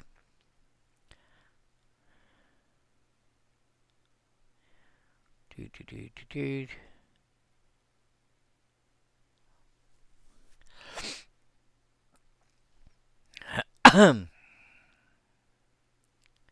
Fairy Macabre is actually really good. A lot of people play this in whatchamacallit, in Pauper in their sideboard as basically colorless, you know, instant graveyard hate.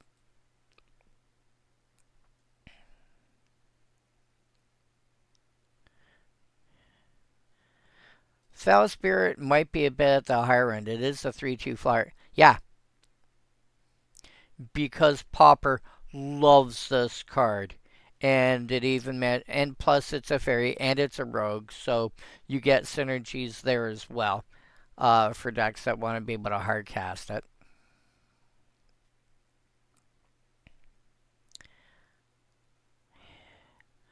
Yeah, you're getting like Giant Fly now says you are getting 2/2 flyers with bonuses, which means a 2/3 is not out of the realm of possibility. Guildpact Monoist, when it dies, you get a 2/2 robot on a 2/1. That's not bad.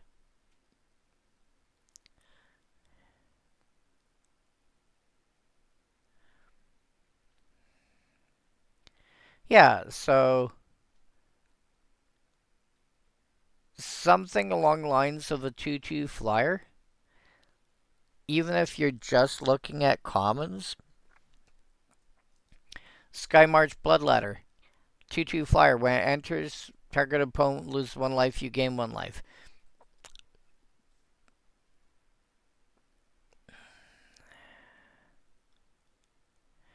No, no, it doesn't. But Sengir Bats, the silly thing about Sengir Bats is like just how quickly it can grow out of hand. You need to kill it while it's small. If you don't, you are you're in for a world of hurt. But yeah, Rakdos Drake, even commons, I would stick with 2/2 flyers because 2/2 flyers, you can generally find 2/2 flyers that do something else.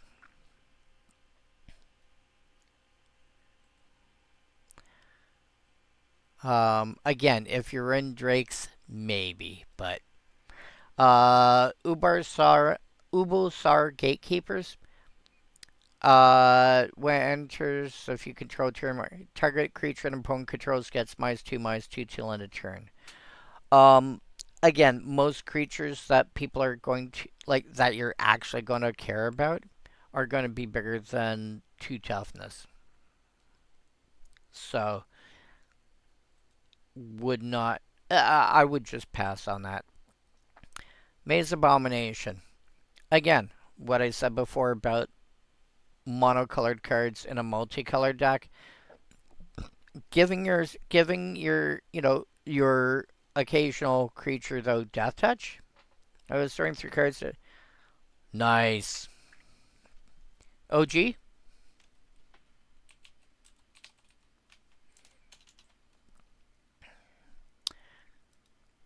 Yeah, they're 46 US now, which means they. Yeah.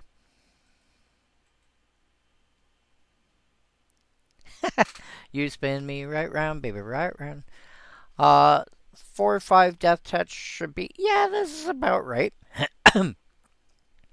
Again, the white one so far I am least enthused by. The blue one I think is fine for giving your stuff flying. The black one giving your stuff death touch, even if it's like random, you know, uh, random. Oh,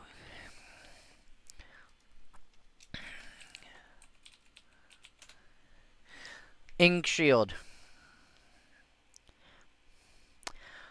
You put this in a deck that's got Ink Shield.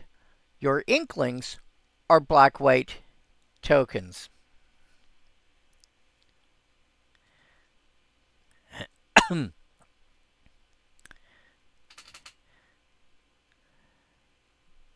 You'll probably want a handful of other cards that can make use of it.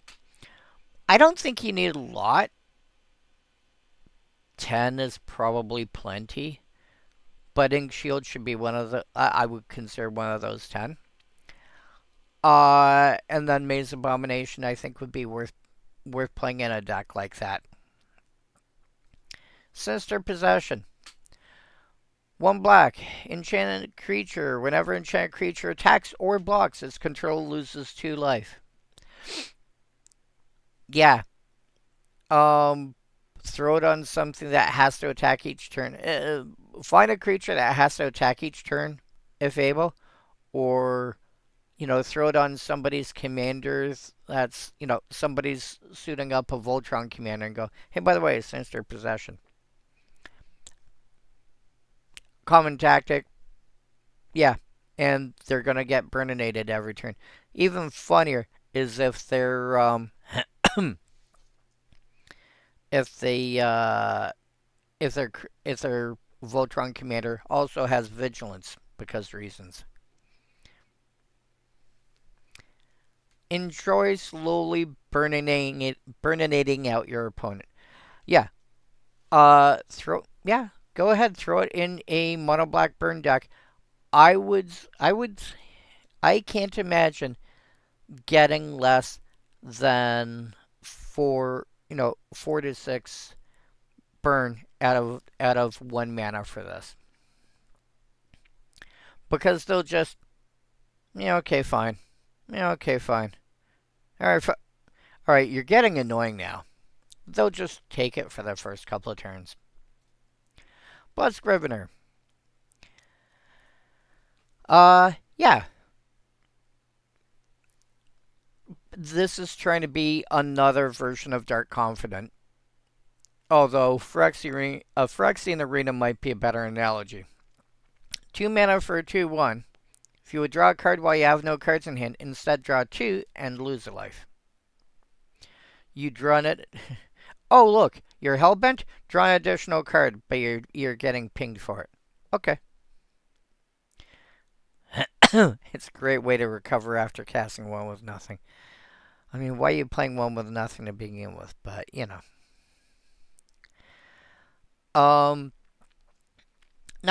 do things like you pitch your hand to things like zombie infestation.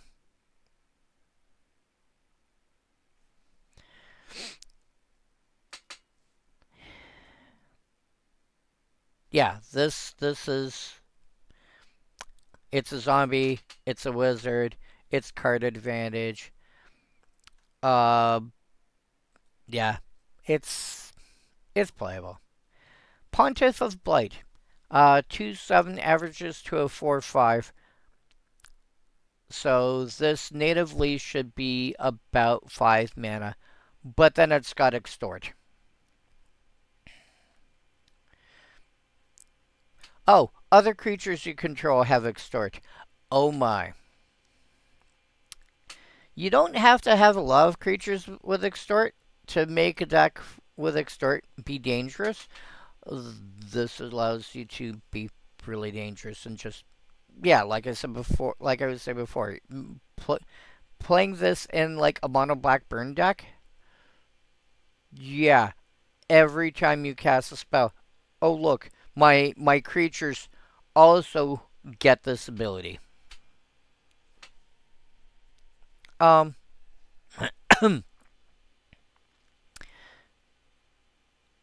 So I have 4 creatures in play. So with every spell I cast, I can pay up to 4 mana for each mana that I do. I'll drain you for 1, and I'll drain you for 1, and I'll drain you for 1, and as a result I gain 3. And I can do that 4 times per spell as long as I've got the additional mana.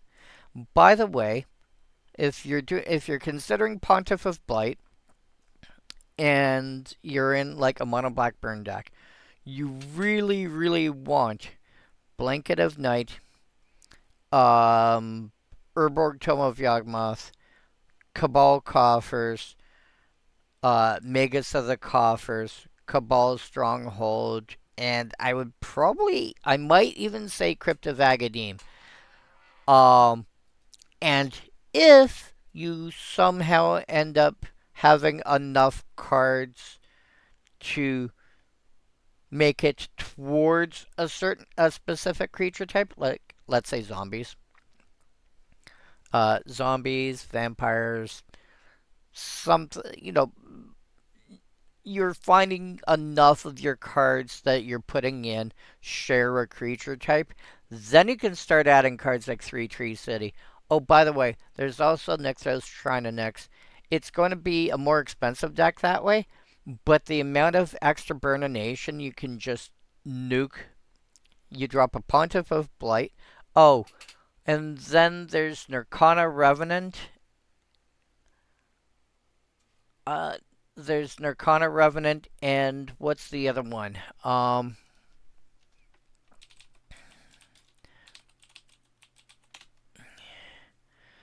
You. Cryptcast.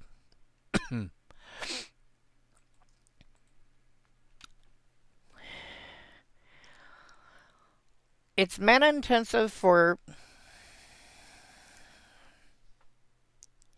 Please hold.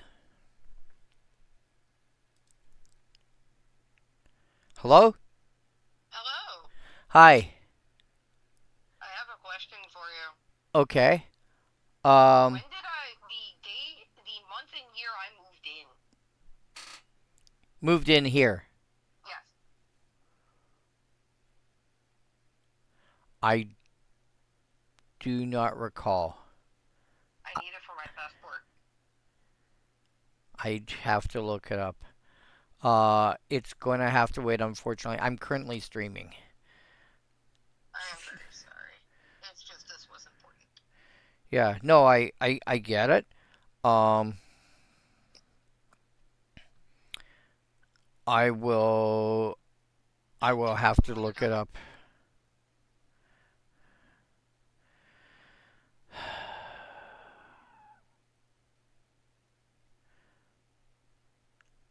I think you were still on welfare at that point. No, the second time when I was working at Signature. Yeah, It's L1H4S7? ah, maybe. Yes, That I can look up. yes. Oh, okay. But yeah, I will try and poke you when I'm done my stream, but I, Yep. yeah. In your chat, I say hello. I mean, you could always pop in. I could, but unfortunately, I'm still at work. Oh, well, I only happened to notice the phone ring because I've got my ringer off. Because, don't want weird noises going off while I'm streaming. Yeah. Anyway, yeah, I'll try and figure that out when I'm done. Yep, yep, bye bye. Okay, bye.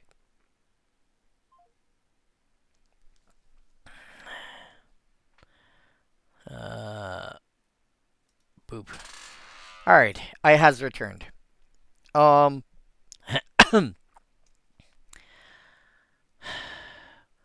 I think extort is better in commander than it would be in like 1v1 formats, just because like for you know you pay one additional mana, you're you're only paying everybody for one, but you're also gaining 3 life in the process, which isn't nothing. So, but yeah, I would run as much. I wouldn't bother with I wouldn't bother with cards like Dark Ritual and the like. I would want more permanent. Hey, by the way, here's a bunch of mana for you.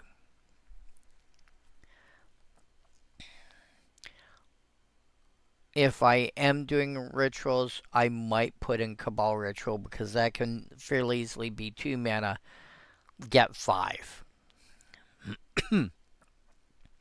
But I'd want something of that nature. I'd want something big like that. There's also one from, what are you called? Ice Age?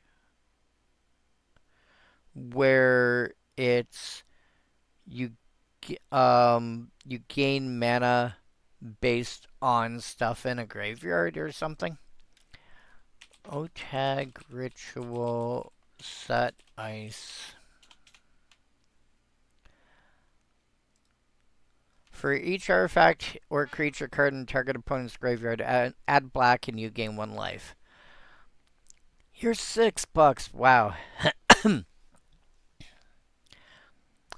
um. Yeah, and that's fairly easy to turn around and go, oh, cool. You've got like 6 things in your graveyard. Okay, I'll spend 3. I'll get 6 mana, and I'll gain 6 life in the process. You also have cards like Burnt Offering and Sacrifice, where if you've got a large enough creature, you can get a healthy chunk of mana out of it. But I wouldn't want something. Oh, and Songs of the Damned. Songs of the Damned is the one I was thinking of, I think. I wouldn't bother with Dark Ritual. I might consider Burnt Offering. Songs of the Damned and Spoils of Evil I'd be looking into. Obviously, though, if I'm playing Spoils of Evil, you want something to convert the mana. That being said, you might have enough colorless potential in your deck.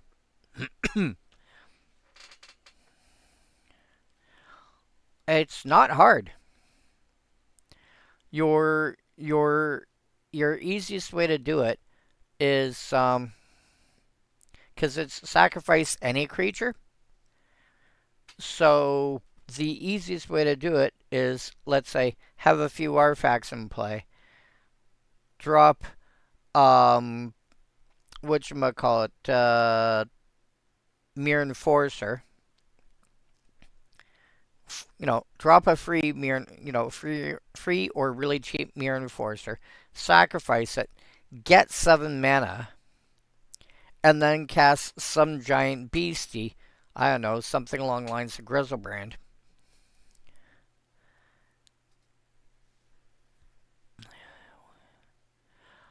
Oh, that's a cool secret lair version. That's like the OG, but like, in my opinion, better. I like this version. Anyway, but yeah, if, in my opinion, if you're considering running rituals in a deck that runs stuff like Pontiff of Blight and other extort shenanigans, don't run the small ones. Run the ones that can get you a lot of mana, because it's going to make that much more of a difference. Crypt Incursion. Exile all creature cards from target player's graveyard. Gain 3 life for each card exiled this way. Every deck needs some kind of graveyard removal. It can be something like Tormod's Crypt, where you just eat the graveyard all at once. It can be something slightly more surgical, like Crypt Incursion. It can be, something that says exile all graveyards. Could be rest. You need something. It can even be whatchamacallit, oh good lord.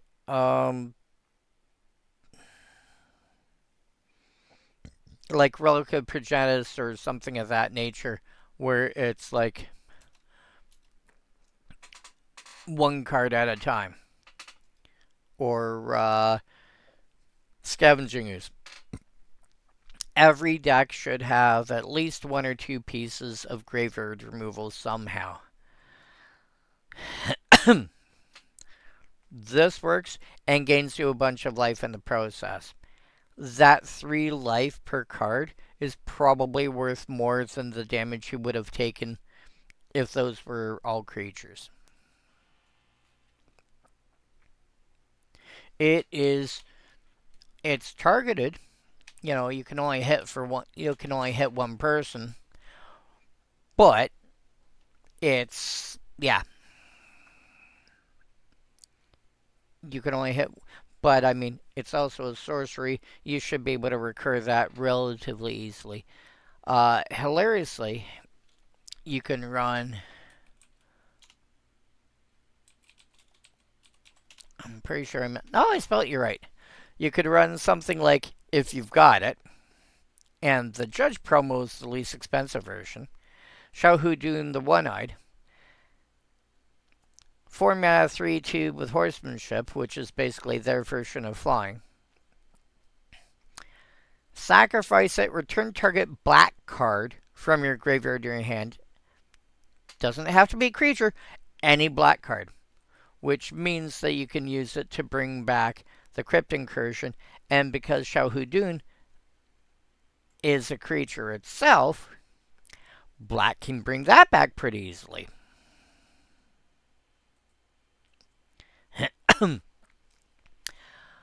Red cards.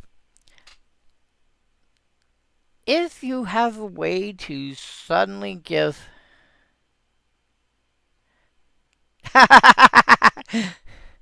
Why do cards always look surprised when we bash them? Asked Ark. I think they expected a bribe, said Thar. Is Varric Thar an Etten? Yeah, he's got 2 heads. Okay. Okay, they consider him an ogre, but that's fine. If you have a way somehow of giving a creature defender, ideally as like an activated ability, then cards like Clear the Path basically start reading Destroy Target Creature.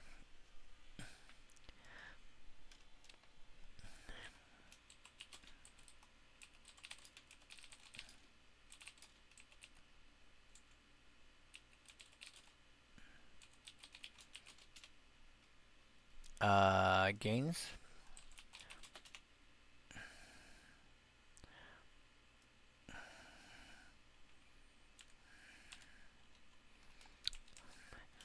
Know what?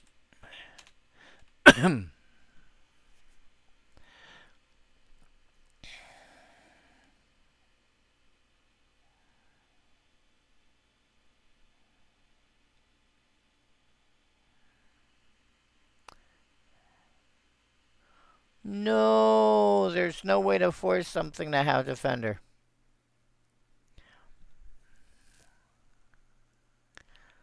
And it looks like it's a gains. Yeah.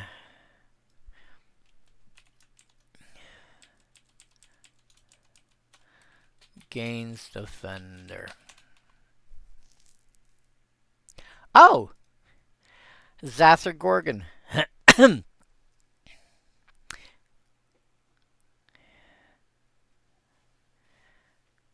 It's still a creature, right? Yeah.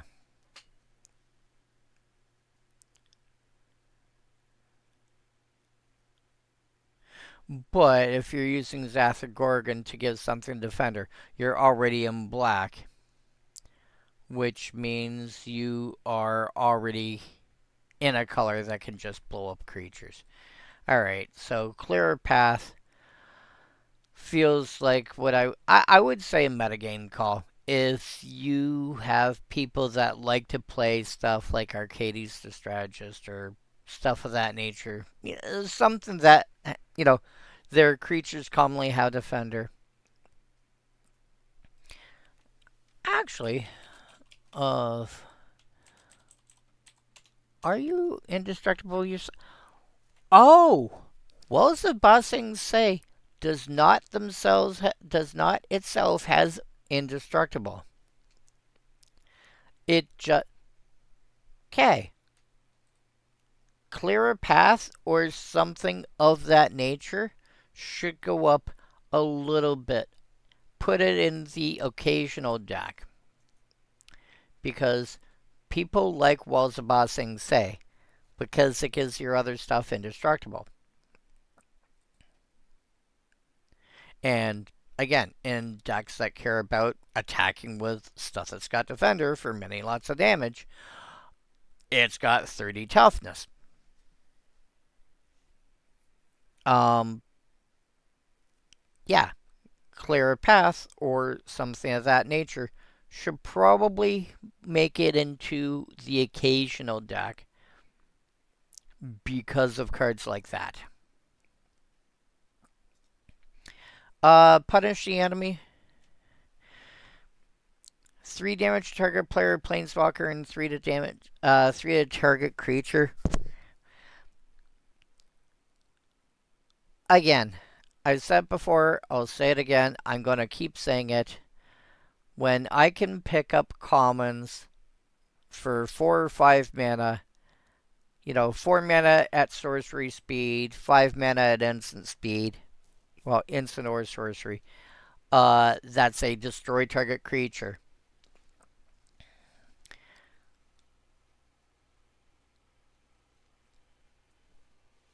I would. The only reason to play this card is because it requires 2 targets, and to counteract it, apart from countering it, you have to make both targets illegal. That being said, I will point out the player or planeswalker, the creature does not have to be owned by or controlled by the same player or the controller of the planeswalker. Like, they can be 2 different people. So you can go, I'm going to hit that creature and that planeswalker. Wait, what? Yeah, they don't have to be related. They can be, they don't have to be. Maze Rusher, 6/3 with haste, multicolored creatures you control have haste. Much less excited by this one. There's better 6 mana hasty threats out there, even at common. Boarding Party is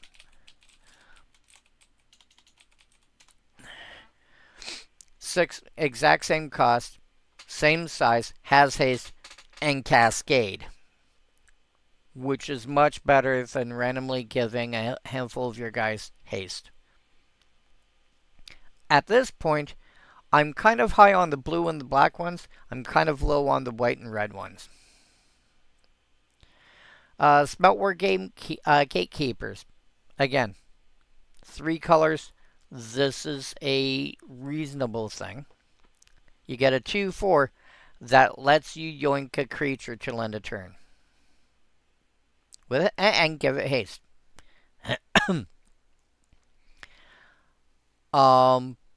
Yeah. It's, if you're already playing with gates, like, because the thing about all these gatekeepers, they're all 4 mana 2/4s with an enter the battlefield ability that cares about you gain. Do you have at least 2 gates when this enters? If you do, cool. You get this ability that's worth like an extra mana or 2. They're okay bodies on their own. They're 4 mana for 2/4. It's fine. You're looking at commons. But suddenly being able to go, hey, by the way, you're running low.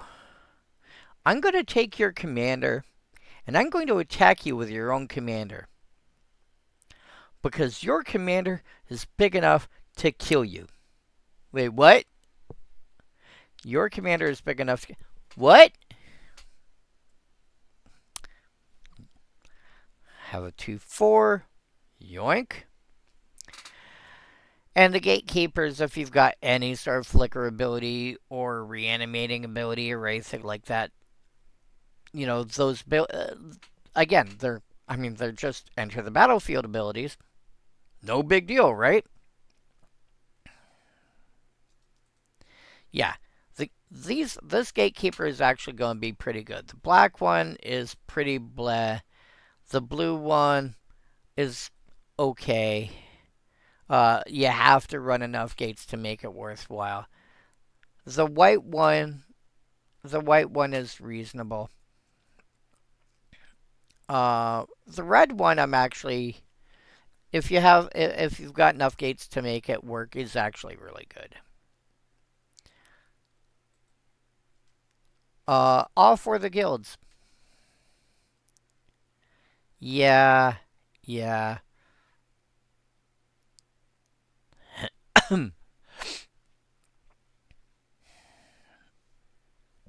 Monocolor monocolored creatures can't block this turn.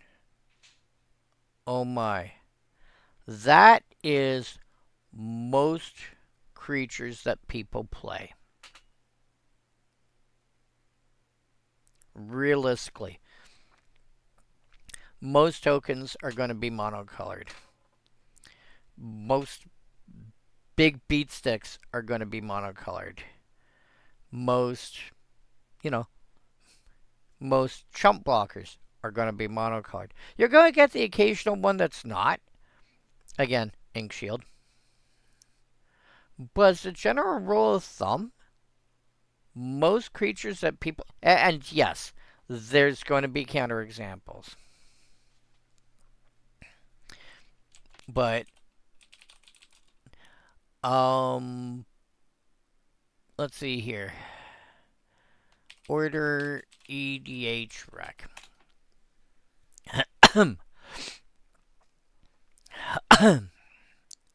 Out of over 18,000, I'm just going to flip through the first page because this is the top 60.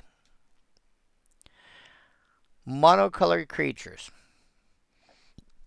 Solemn Simulacrum, Roaming Throne, Orthopter of Paradise, Foundry Inspector, Academy Manufactor,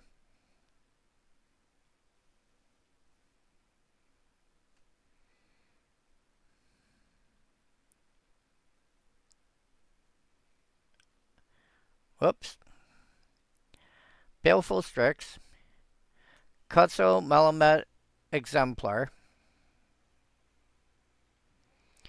and Lotho. 8 out of the top 60. Most tokens that are generated. Sorry, most token creatures, creature tokens, whatever, that are generated are going to be monocolored. Barring stuff like, golems, robots, and stuff like that.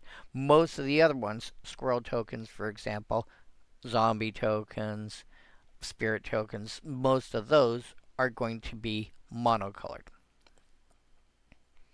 Goblin tokens, elf warrior tokens. So off for the guilds can turn around and go, oh, I have enough I could take out each of you. Play this. Send these guys at you, these guys at you, these guys at you. Want to try to declare blockers? Yeah, all for the guilds can, depending on the kind of deck that you've got, be enough to just turn around and go, hey, by the way, I win now.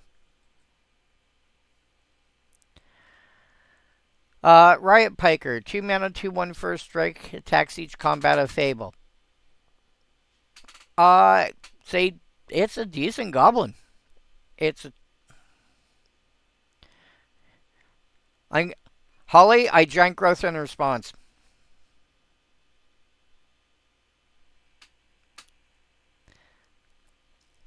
So yeah, Riot Piker.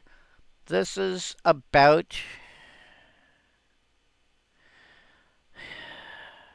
Yeah, I don't know if there's any better for striking goblins. Keyword. Whoops. First strike type goblin. There's not a lot. I'll start by mana value actually. Boros Recruit can't really count that. Reckless Lackey, maybe. Rigging Runner. This is a 1/1 first strike haste. This can potentially work.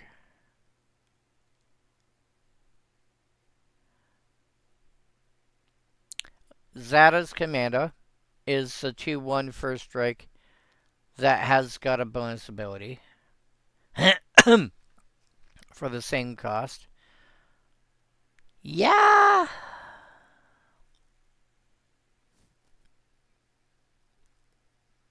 I think it's feasible to put some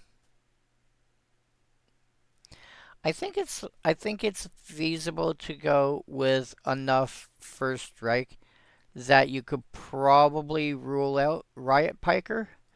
It's not bad. I think it's I think it's doable because, on a lower curve.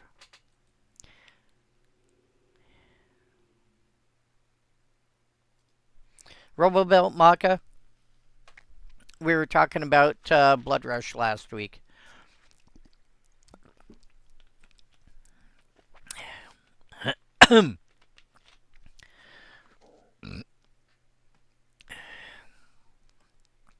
First, first, cat travel.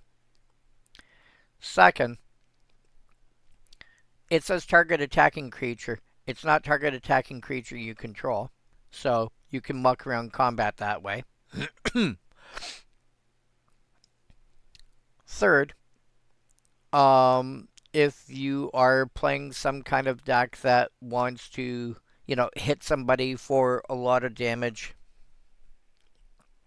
but like lower damage, a lower damage threshold, win with commander damage or win with whatchamacallit, commander damage or infect, then a card like Rubble Belt Maka is going to do more work.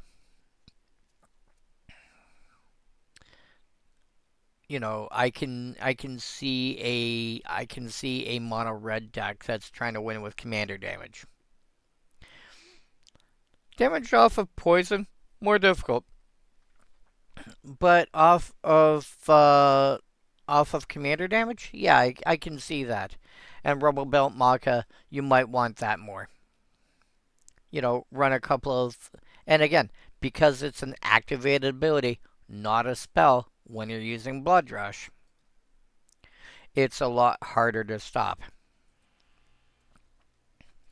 Firewall Shaman, again, similar effect. You're going to want it in a similar kind of deck. However, whenever one or more creatures you control deal combat damage to a player, if this is in your graveyard, you may pay 3. If you do, return it to your hand. There's a reason why this is 2 mana and gives +3/+1, rather than the Maka, which is 1 mana to give +3/+3, because the Pyrewild Shaman, you can pay mana to bring it back. And it can be brought back because it died. It can be brought back because you blood rushed it. It can be brought back for... It has a way to bring itself back to hand, which is really nice. So yeah, obviously you're going to want this in a similar style deck to the Maka. You're going to want the Shaman first. And even if you're looking at budgets, this is like, top end is like 27 cents. This is like 4 cents, 7 cents, 4 to 7 cents. And this is commonly in, Double Masters and Mar Masters 17. This is a 7 to 12. Weapon Surge. 1 red instant. Target creature you control gets +1/+0 and gains first strike till end of turn. Overload for an additional mana to allow all your creatures to get that effect. If you are playing with a bunch of creatures, you should play this.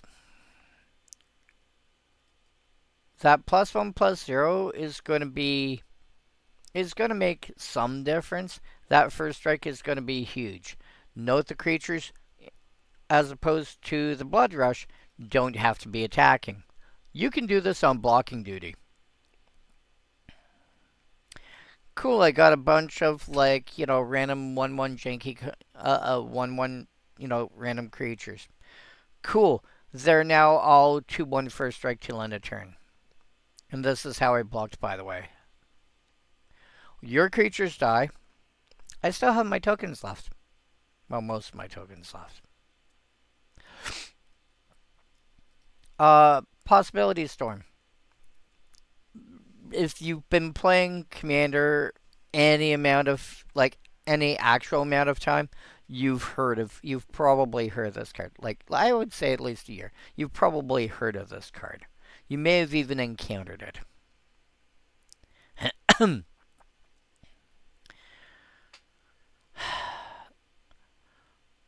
Whenever somebody casts from their hand, they have to exile that spell, and then they exile cards until they hit another card that shares a type with it. So, if you cast an elf, you care about the fact that it's a creature, so you flip over till you hit a creature, another creature.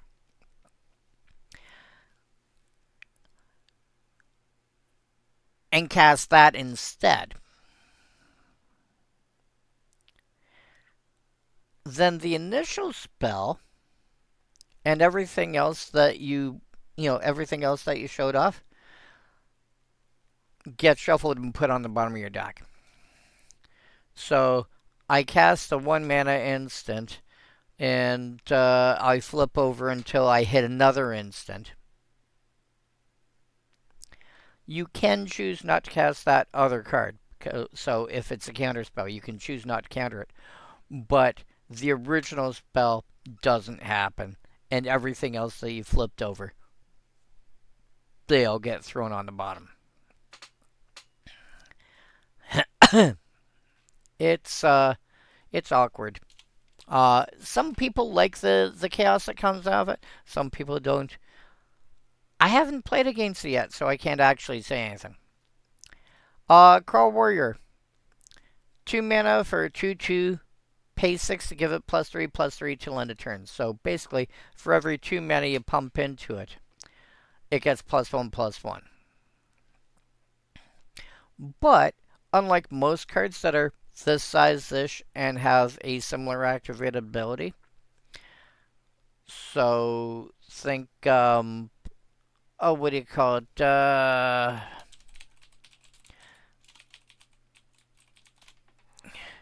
Basking Root Walla or something of this nature. They tend to have this ability that says, like, 2 mana or whatever. This creature gets +2/+2 in this example. Activate only once each turn. This has no limit to it, but you're paying 6 mana for +3/+3. But out of that 6 mana, only one of it has to be green. The rest can be anything else. This, in limited, this is a great splash card because you only need a little bit of green and suddenly you're going, hey, by the way, thunk.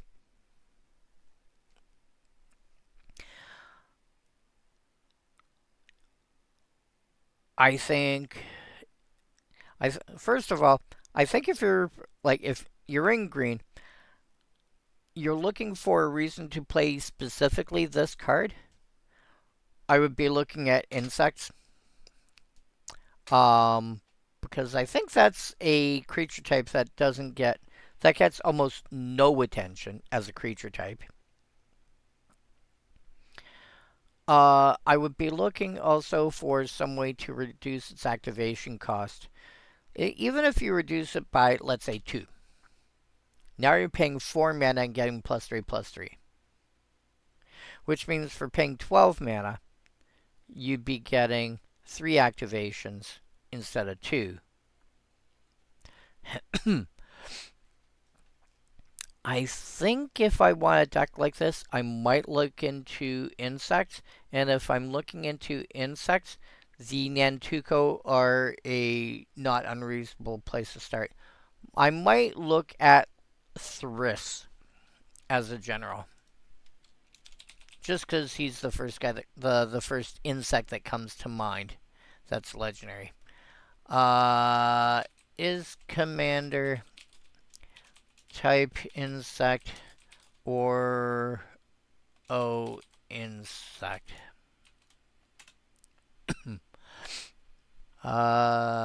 Sort by color. Oh yeah, and color greater than equal green. You don't care. Oh, blacks. Blacks will pump. And search for blacks on the backside.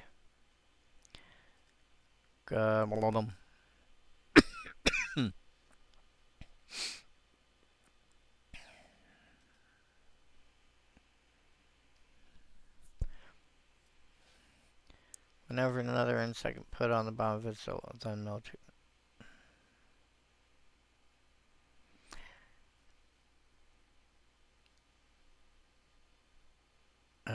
Enters with X plus 1. When enters, create. Whenever attack. Oh! If I want to go green white, that would be interesting. Oh, okay. Yeah, so I'm seeing that if you're going insects, there seems to be enough support that you want to go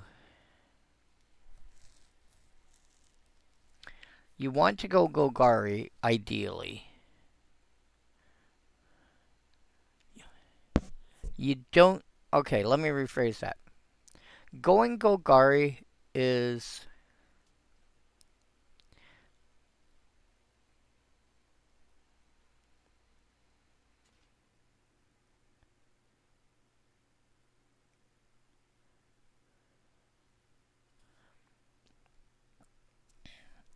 I don't see any good options for 3-color.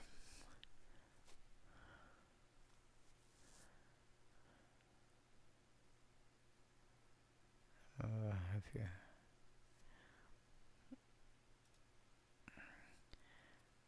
Yeah. I think realistically, Golgari is probably what you're looking at.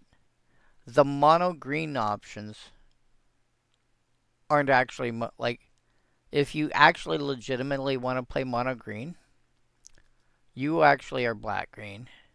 You actually are black green on a technicality.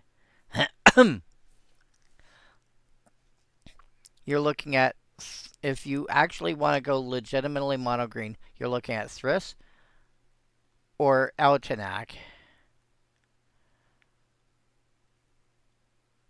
And otherwise, any other option that appears to be mono green is actually black green. So you're in Golgari. Well, you have the option of playing Golgari. There's a couple options. There's a couple of options that are not Golgari that might make some kind of sense.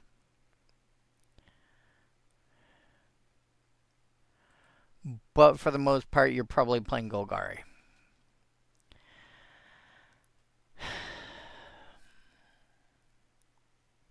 Hey, um, yeah.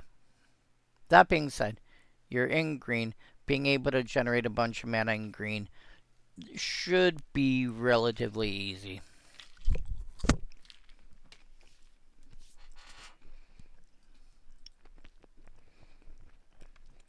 I might try that as an insect tribal deck.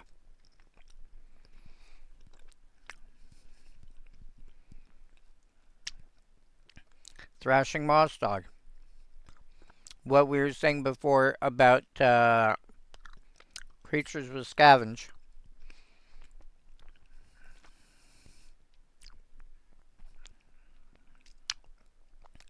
The black ones were usually good scavenge fodder and kind of meh for creatures, and the green ones were good creatures and kind of meh for scavenge. It gives you an option, but it kind of meh. This is basically Giant Spider with its stats shifted around a little bit. Instead of being a 2/4 with reach, you get a 3/3 with reach. Um, Not sure which I'd prefer, but then it's got the bonus ability of, hey, I also have scavenge. It costs you 6 mana, but if it's in your graveyard, it gives you something to do with the fact that it's ended up in your graveyard.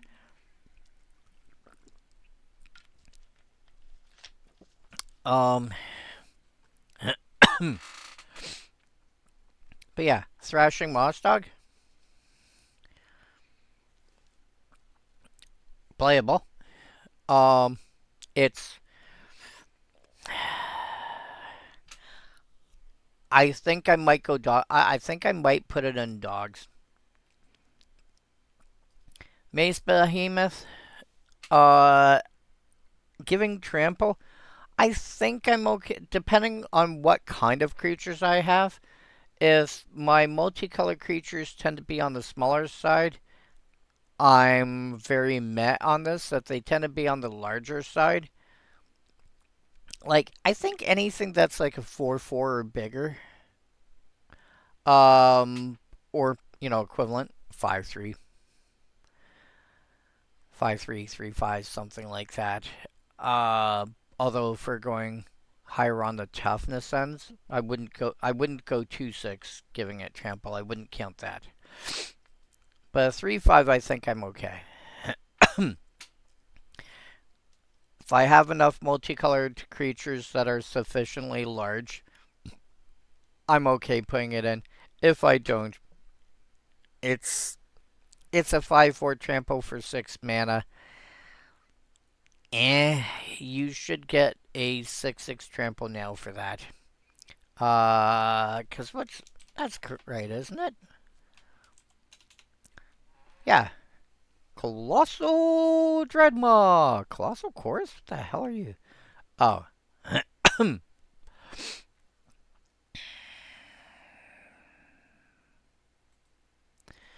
Yeah. So this would depend on what I'm actually looking at for, like on what my deck looks like. So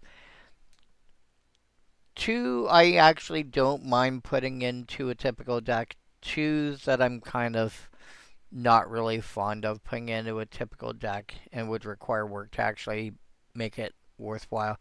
And one right about the middle. That seems fair. Battering Krasis. 3 mana for 2/1 trample with evolve. Seems bad until you realize, wait, it's got evolve. So the first creature that you cast that's got power or toughness greater than what this has, you put a +1 counter on it. Well, the first one, if it's got more than one toughness, for example, cool. Thunk. This now gets a +1 counter on it. And now you've got a 3/2 trample. That costs you 3 mana. That's not bad. If you have a second one that's got higher power or higher toughness than what this has, let's say you drop a 0/3. Thunk. Now you've got a 4/3 trample that costs you 3 mana. And it keeps scaling like that. Plus, you're in green. One of the colors that likes manipulating +1 counters.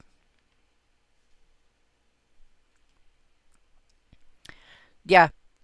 Uh if you are if you like playing with +1/+1 counters, um especially if you're looking at the budget end, consider something like this. You don't have to play Hydras. You can muck around with +1 counters in a bunch of different ways. Evolve gives you an option. Evolve plus Graft is kind of funny. Cerulean Gatekeepers. When it enters, if you've got 2 or more gates, gain 7 life. Again, you have to be playing at least 3 colors to make this worthwhile. Um, that means though, like there's no real way to play this in a monocolored deck. ID equal green. Whoops, ID colon green game paper. So there's 8.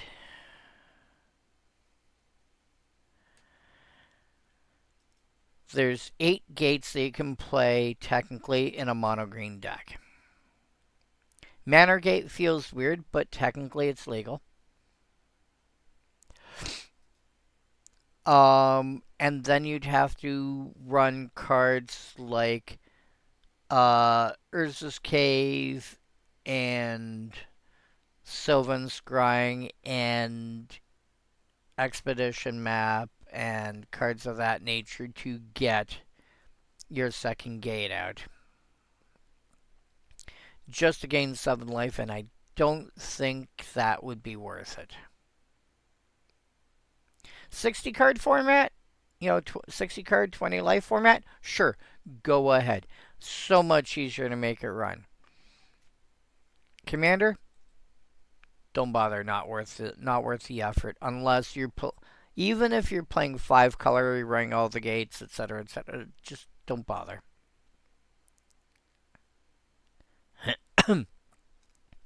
You would have to run 10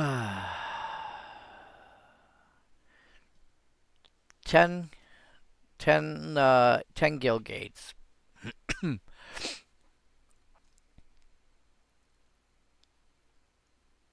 5 Baldur's Gate gates is 15. 16, 17, 18, 19, sorry, 15, 16, 17, 18, 19, 20, 21, 22.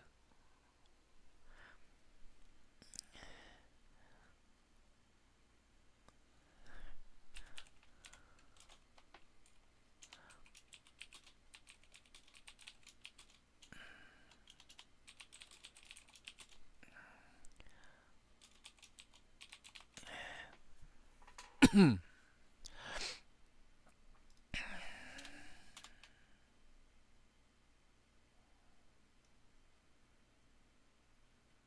23. I see 23. And that's assuming you run everything that you can run. I don't think it's worth it.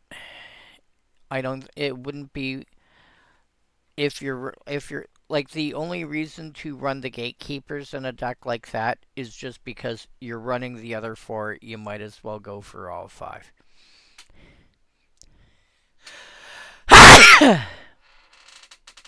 Damn it. I tried to click on it and it wouldn't click. Yeah, that's the only reason I would run it, is because it's like, well, I'm running the other 4, I might as well run all 5. Mending Touch. 1 green, instant, regenerate target creature. Which is basically Death Ward in green. Again, there's better options for this effect. Is it Renet I'm thinking of? Regenerate target permanent. No. Regenerate each.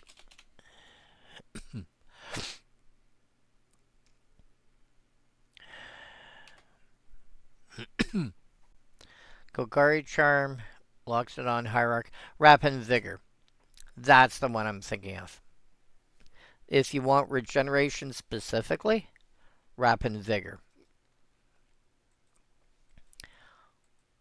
But regeneration has largely been set aside for giving stuff indestructible. You might as well do that. Skylasher, 2 mana, 2/2, flash, can't be countered. So you can cast it as an instant at any time, and good luck somebody trying to stop it. Reach and protection from blue.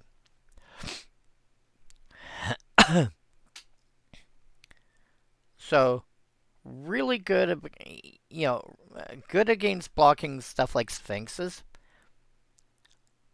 It's fine.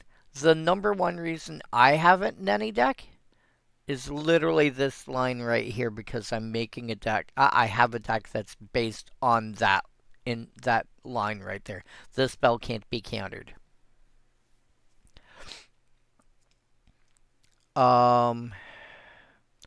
Otherwise, I mean, it's a reasonable insect. If you're going insects, it's a good 2 mana insect. Protection from blue means that, barring something like Cyclonic Rift, your opponent can't get it off the board. If they're mono blue, they can't get it off the board. Well, barring Cyclonic Rift, or like some of the weird stuff that's out there, like what's it called? What is it that's in my mono blue deck? You come here. What are you called?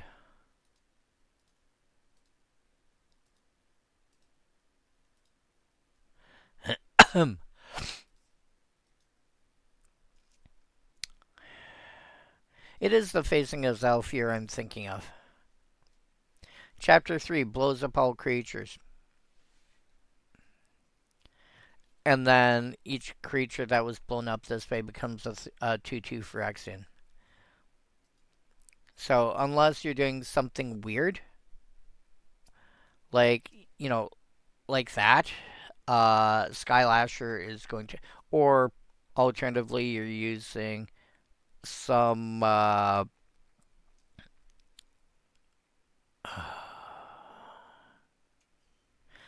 can see you and I can't think of you. Blast Zone variant, or Naveneros Disc variant. Or you're adding a second color, in which case, the protection from blue is less important.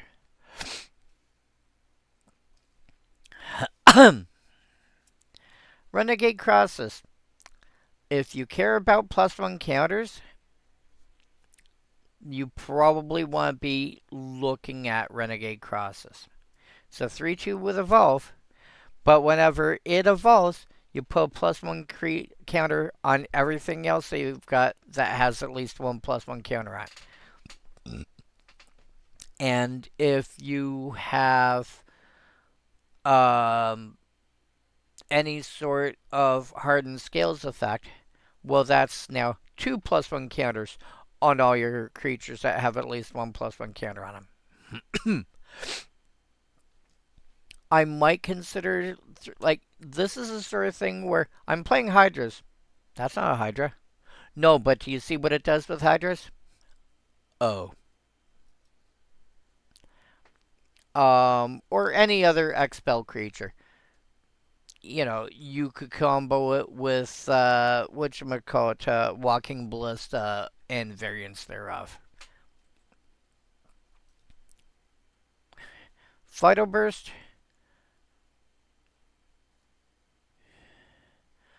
You basically play Phyto Burst. Again, you're doing some kind of poison deck or something of that nature.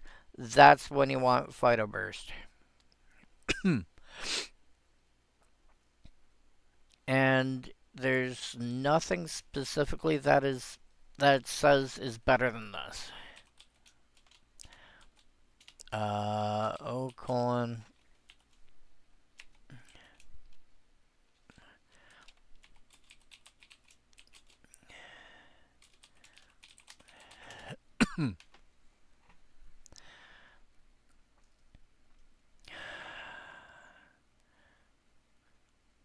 The least expensive way to get Phyto Burst as a instant would be Insatiable Appetite, which is at worst a overcost of giant growth. But if you've got a food token, which is not unreasonable considering how many cards come with, hey, by the way, here, have an extra, something. Here, have an extra clue token, extra food token, extra treasure token, extra map token, extra this, that, whatever. Insatiable Appetite, you could actually have that food floating around and go +5, +5. But realistically, yeah, Fighter Burst is probably about what you're looking at. And then Mutant's Prey, if you're looking for a cheap fight spell, you might be looking at Mutant's Prey, although more realistically, I think you should be looking at bite spells. Alright. Now, ID, let me think here. I want ID equal gold minus C gold and minus C. Okay. Nothing with a multicolor identity that's actually a monocolored. That is a monocolored card. Okay. Now, here comes the fun part. Let's go through the various whatchamacallits, guilds. So, I'm going to pull up my list of decks on my phone.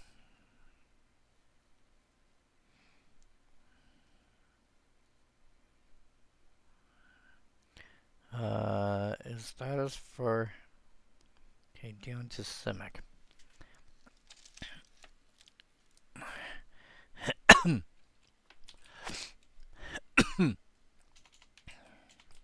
My CC, minus type land, and then ID Azorius. So again, I'm only going to go through like 2 or 3 for each. We're still in the descending order thing. So, protect and serve. Any card like this, that's a split card that's monocolored on each side, has got an ability called Fuse. Unlike most split cards, if it has Fuse, you can actually pay both costs and cast it as a combined spell. So, if you fuse, protect, and serve together, you'll pay as a base white plus blue plus 3, the combined cost of both. You will first give target creature +2 +4 till end of turn. And then you will give target creature -6 -0 till end of turn. You're taking both spells, fusing them together into one bigger spell. It costs more to cast. You get both halves. So, this is at the bottom of the list.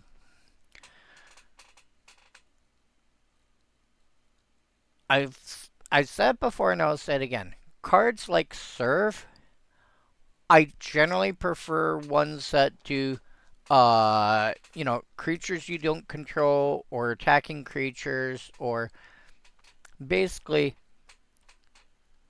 ideally, stuff that doesn't affect yours. But group of creatures rather than target creature.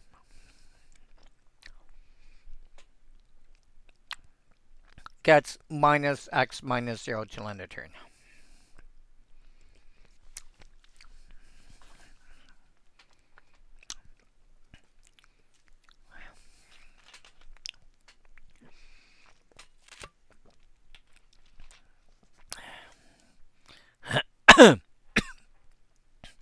My creature gets something approximating giant growth.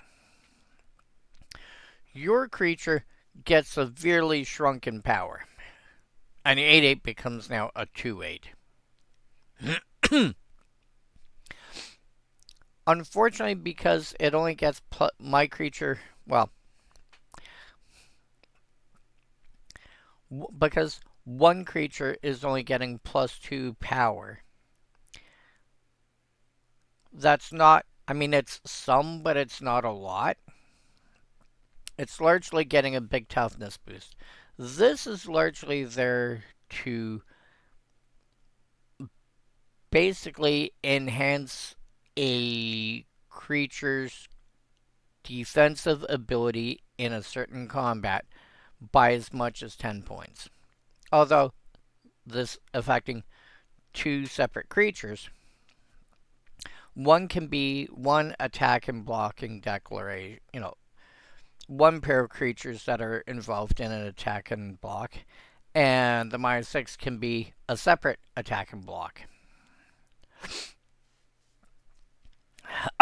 So you're attacking with this, you're attacking with these two creatures, you're blocking with these two creatures. You're getting a plus on you're getting the protect, and that'll help you look after this one, and then this pair, you're getting the -6. I think that's kind of the intention of the card.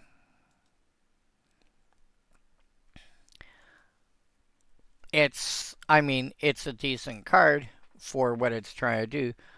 I'm just not sure that it actually.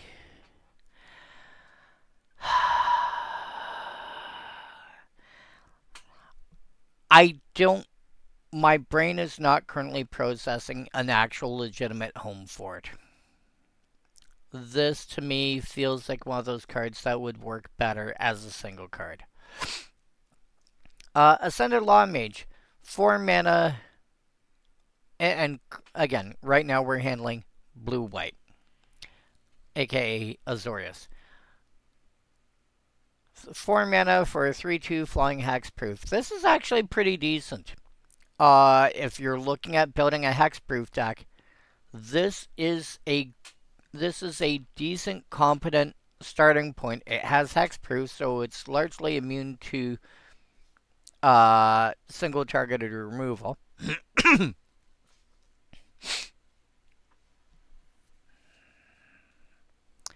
And so you're in white. Throwing auras onto this is going to be like really good because it's already a 3 power flyer. You give it say +2/+2, and now you've got a 5/4 flying creature that still can't be targeted by spot removal. This is actually if you're going hexproof decks tend to be Simic as a starting point, but there's no reason you can't go into a different color scheme as long as you can find enough cards to start, enough creatures to support it. You'll find the auras or equipment or however you're going to do it. You also get to play with cards like Diplomatic Immunity as like your end point. Council of the Absolute. 4 mana for a 2/4. As it enters, choose a non-creature, non-land card name. Your opponents can't cast spells with the chosen name. Spells with the chosen name you cast cost 2 less to cast.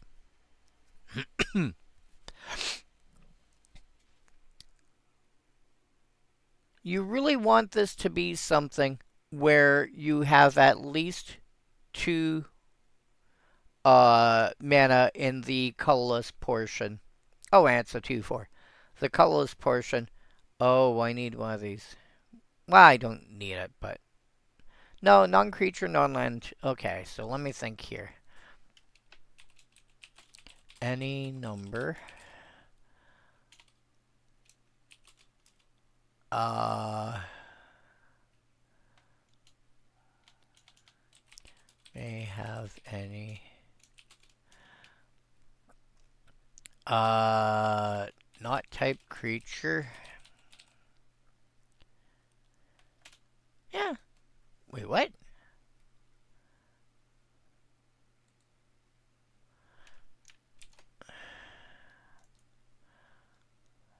Can have any.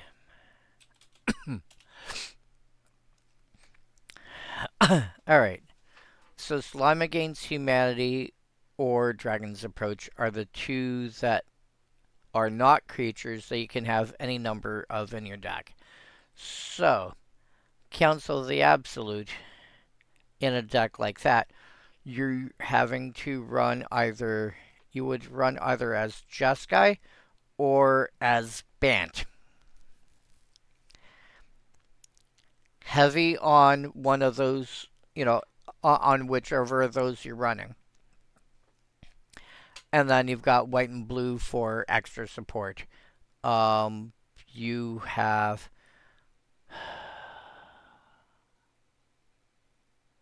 if you go Bant,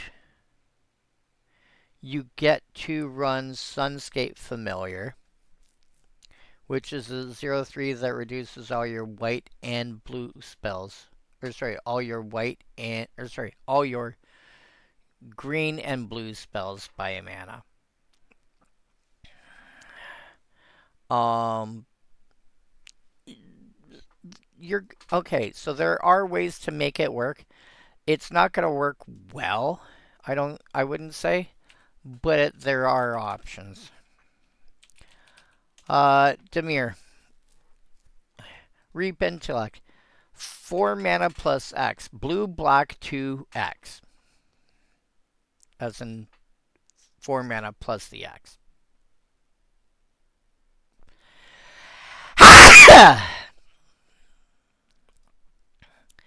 Target opponent reveals their hand. You choose up to X non-land cards from it and exile it. For each card exiled this way, search your hand, graveyard, hand, and library for any number of cards of the same name and can exile them, then that player shuffles. Again, the big reason to run a card like the big reason to run the two big reasons to run a card like this. One, somebody is playing cards like Slime Against Humanity, Persistent Petitioners, whatever, and you want to just pull them all out. Or even something like Nazgul. Um, anything that you're allowed to break the deck construction rule for. Sorry, the default deck construction rule for. And so there's that. Or there are or you have a specific combo or something like that that needs to be able to not be interrupted, and you're willing to go to Reap Intellect, which is 5 mana for even one card in an opponent's hand, and pull it out. Because you're like, I cannot afford to. I need to stop you from from forcing my spell, or something of that nature. Or you get the feeling that maybe on their most recent turn they drew into something that can stop you, and you're like, no, I need to stop you before I can combo off. And you've decided for whatever reason you need to go down to Reap Intellect to pull it to stop somebody. Usually there's enough cards in like mono black or or whatever to do that sort of thing. You don't need to worry about Reap Intellect. You're playing Reap Intellect because you really feel you need to go down that far. Oops, wrong one. Hunter of Night Vale, 5 mana for a 3/4, which doesn't sound great, but creatures your opponents control get -1/-0. Against token strategies, it is crazy. You turn around and you shut off like any sort of Lord effect or any other sort of global pump effect, and their tokens largely just wither up and die. Well, they don't die. They get -1 power, but no toughness reduction. But they're just.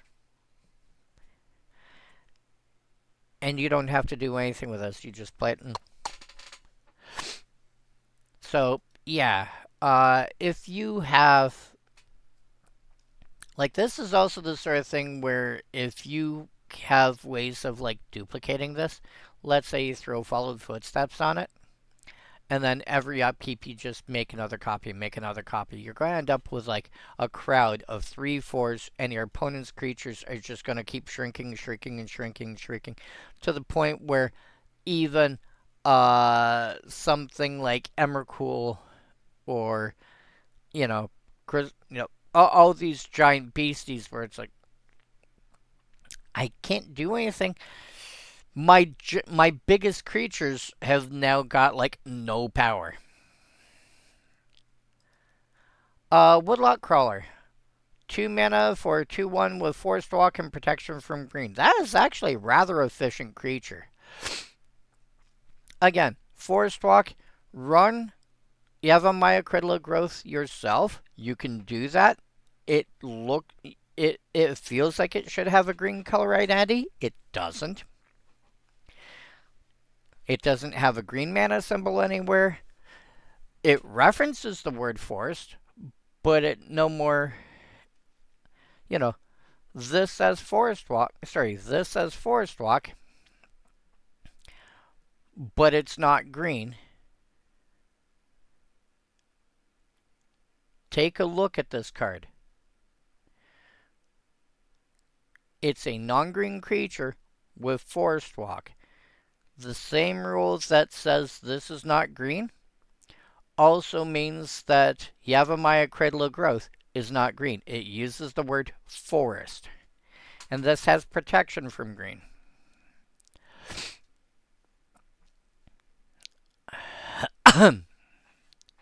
So, yeah. So you can legally put Yavimaya Cradle of Growth, and suddenly this will be able to attack anybody and just get through unblockably until somebody gets rid of that Yavimaya, and somebody else might end up playing one anyway for 2 damage.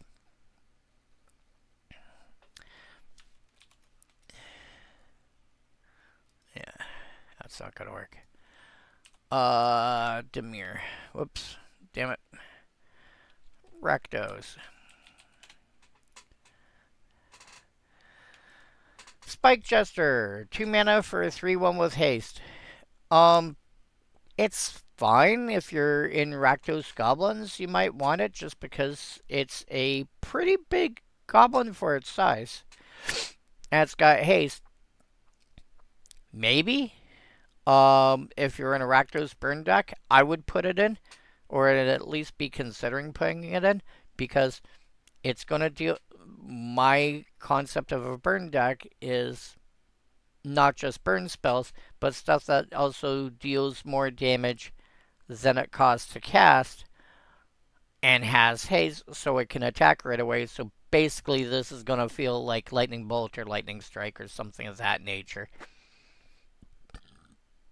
And because it's a creature, I can attack with it for a couple of turns. And like, if I get this on 2, I can attack probably each player, at least 2 players, and get 6 damage out of 2 mana.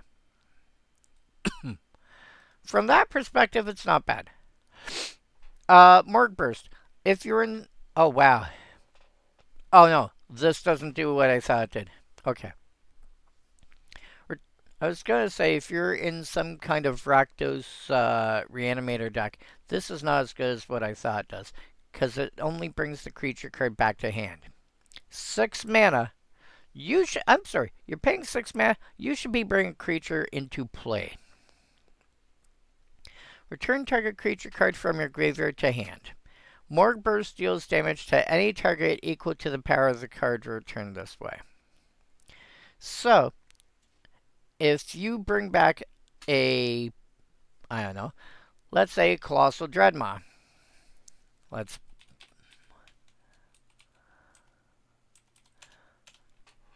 It's a 6 mana, 6/6 trample. I bring back Colossal Dreadmaw. It's a 6 power creature, so I spend 6 mana. I bring this big creature back to hand. By the way, to any target, I am also dealing 6. You're spending 6 mana. You really want the fact that it's going to hand instead of back into play. You want to be okay with that.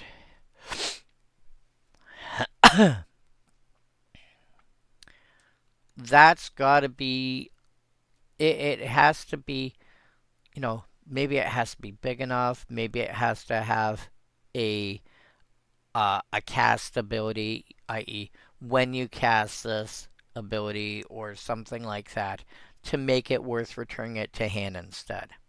Because realistically, you're spending 1 mana for the raise dead, maybe 2, and 4 to 5 mana to do a variable amount of power in damage. It's got to be. The burn has to be enough to make it worthwhile. Colossal Dreadmaw might be at like the bottom of acceptability, in my opinion.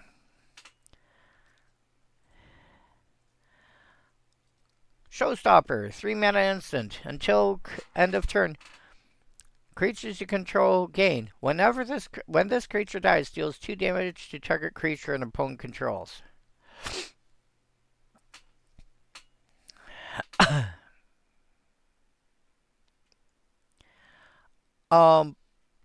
2 damage to target creature an opponent controls.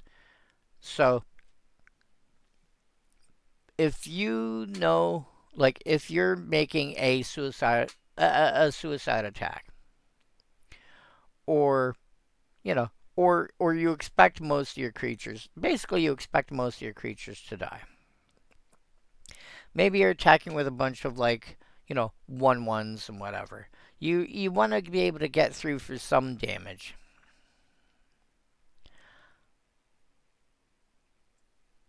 You play Showstopper. You're like, oh, by the way, okay, so my guys all die. So now you start stacking up extra 2 points of damage here and here and here and here. Kill off some of the bigger threats, and maybe, just maybe, send some of the damage over to somebody else's creatures. Because it just says target creature an opponent controls. It doesn't say attacking or defending player controls.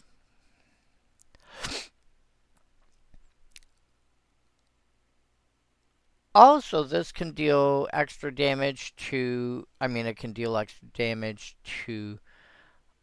Was it Stuffy Doll? Extra damage being dealt over to Stuffy Doll to hit somebody else. You can have one of those small end board wipes that, like Pyroclasm or Sweltering Suns that only do like a small amount of damage, like enough to sweep out like the smaller guys. Here you go. Cool. Showstopper. Alright, well, these 6 creatures are all going to die, so this is going to take an extra 2 from that one dying, and an extra 2 from that one dying, and this is going to take an extra 2 from that one dying, and an extra 2 from that one dying, and you use that to start killing off, like, the bigger threats that people thought were going to be safe. No, they're not safe. After Rakdos, Gruul. Scab Clan Giant. And as I said, I'm only going through like 3-ish because otherwise I'd be going through way too many of these because I have to go through 10 guilds. Scab Clan Giant. 6 mana for 4/5. When it enters, fights target creature an opponent controls chosen at random. I believe you choose the opponent. Oh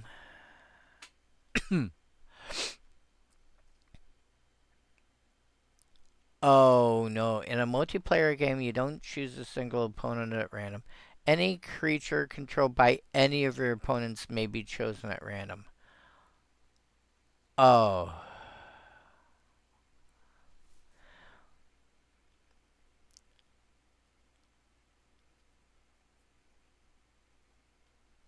So, for this ability to go on the stack, you basically count out all the creatures that all of your opponents have. If you've got 3 and you've got 7 and you've got 30, well, now there's 40 creatures. And you have to randomly determine which of 40, because you don't get to choose an opponent. You have to randomly choose from those 40. So, realistically, there's a 3 in 4 chance that it's going to this person. So at that point, I would go, okay, 3 in 4 chance, because 30 out of 40 of them are going to this person. If the math is that nice, I'll go, okay, I'm going to start off, I'm going to roll this d12. On a 1 to 9, they're going to you. And 10, 11, or 12, well, now I have to choose between you guys. And then, well, if I roll 10, 11, or 12, okay, I'll grab a d10. 1, 2, 1, 2, 3, 4, 5, 6, 7, 8, 9, 10, 11, 12. Roll.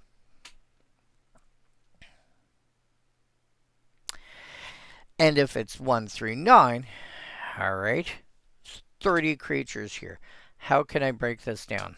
Well, I can roll a 30-sided die. They do exist. There's also various apps and websites and whatever for rolling a random number from, 1 to n. So that's also an option. Or I can go, alright, 10 of these are squirrel tokens. Okay.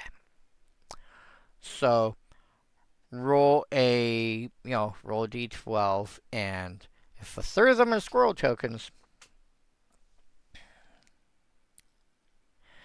if a third of them are squirrel tokens, okay, great. Well, 1 through 4, it's a squirrel token. 5 through 12, I have a d20. Because, I'm looking at assuming you've got like a reasonable, you've got at least one set of D&D dice. Or, again, you choose, there's 40 creatures, and you just go, number them all. And go, alright, random number generator. 26. Alright, so the 16th, so basically halfway through you. Okay, you guys all get counted together, you guys all get counted together. Okay, so that will be this one. Okay, then once you've found the creature, this is your target. And then Scab Clan Giant fights that.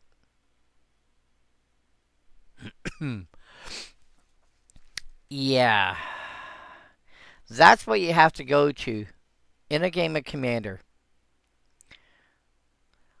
Heaven forbid anybody's throwing infinite combo for creatures. Heaven forbid uh heaven forbid anybody, you've got more than one person playing infinite creatures.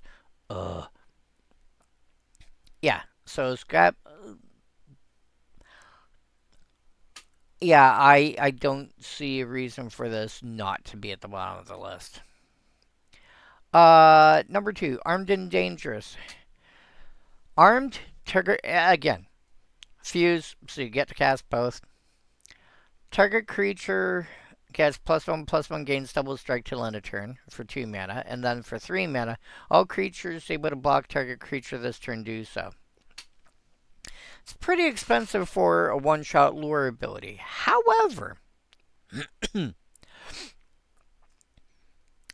I'm attacking with my commander, and I have this 1/1 spirit token that is from Kamigawa, so it doesn't have flying. Everything has to block my 1/1 spirit token. Everybody else gets through. And, and my commander's dealing double damage and has a small size boost. You play that to take out probably one person. And again, you can split it up. I would probably, in most cases, armed would probably be the more likely one to actually get played solo. Dangerous occasionally, again, to do the sort of thing I was just talking about. I could see both being played together. Savage-born Hydra. Oh dear. Red, green, X. Enters with X +1 counters on it. Has double strike. And it can pay a Gruul +1 to put in it as a sorcery to put another counter on it. It's a Hydra. All you need to do is give it any sort of ability. Here's the thing. You can do X = 1. And it'll be a 1/1 double strike. And then every so often, you've got a couple extra spare mana. And it won't take long until it becomes like a 6/6 double strike.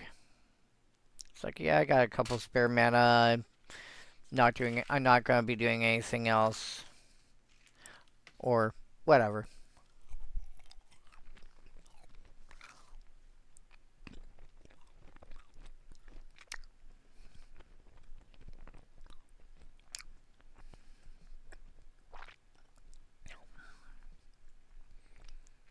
Give this any sort of...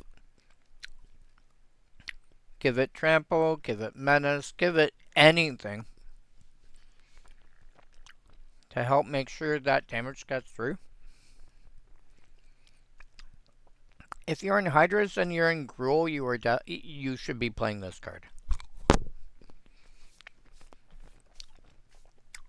Or even funnier, give this flying or reach. And then it starts being able to swat out dragons out of the sky.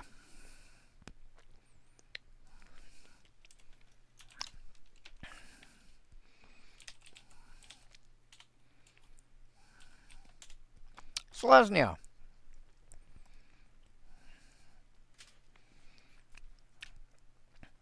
Again, this is a sort of Bronzebeak Moa. Again, this is a sort of creature that you really want it to have trample or something. Give it trample. Give it flying. Give it something to make sure you can push damage through. And then just play like a random janky token strategy. And heaven forbid this thing ends up with, what's it called? Myriad?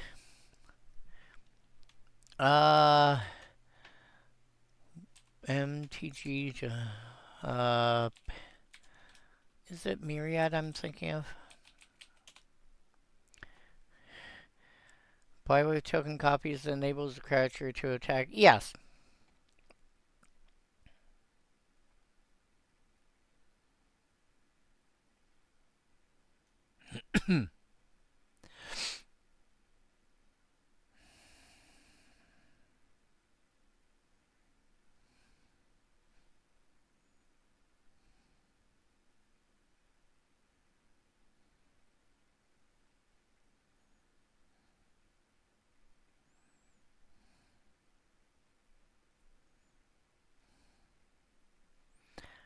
So, yeah, if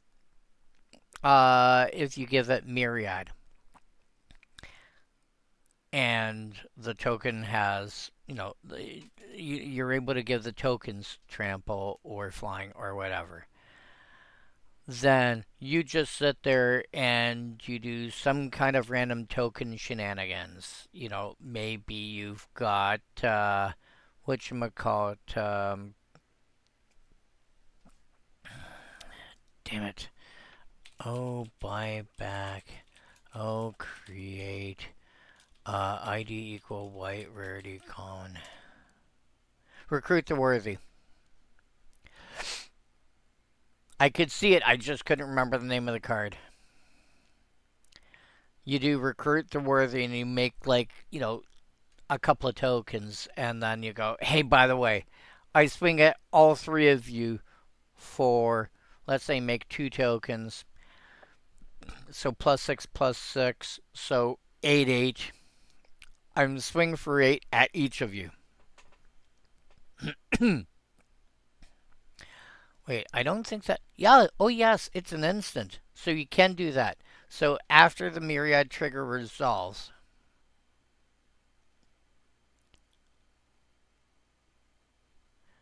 So after the myriad trigger resolves, you make the token copies. Yeah, have fun with that. Uh Armored Wolf Rider. This is a 4/6. This is a 4/6 elf knight.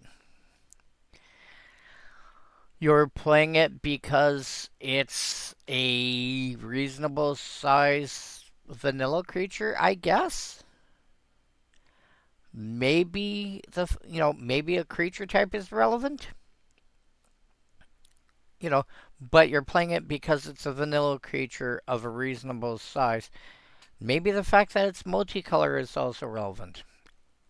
I this is because the problem is if you're looking at just vanilla, here's the thing: is vanilla ID Selesnya mana value equal 5? Actually, ID. Well, if we do ID equals Selesnya.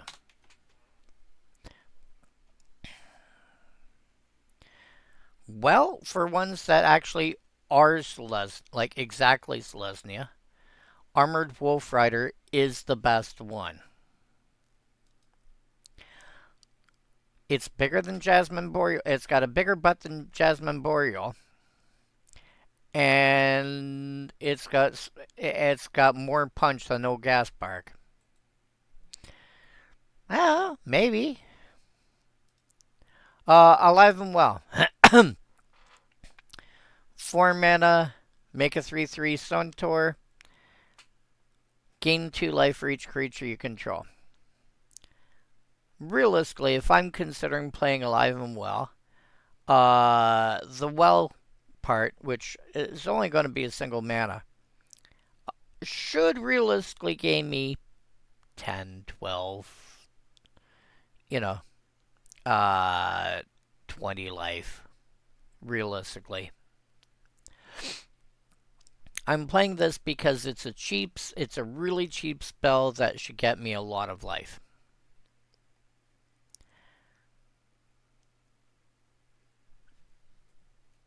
So, yeah. This is, if you're looking to gain, like, this is the sort of card that you want. If you're looking to play a card to gain a lot of life in one shot, Well should do it for you in most circumstances. You should, like, bottom end, if you've only got 2 creatures in play, this should be okay. You should have at least 3 creatures for this to be vaguely reasonable.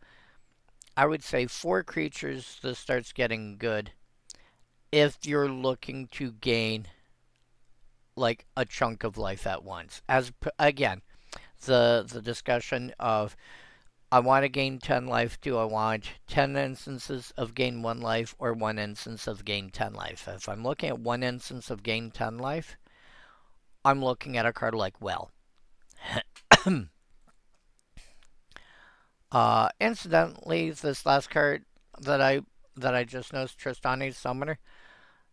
If you are looking at reanimating creatures that have low power and or toughness, this is a 1/1 that comes into play with an extra 9 power and toughness worth of. You're getting 10 power and toughness worth of bodies.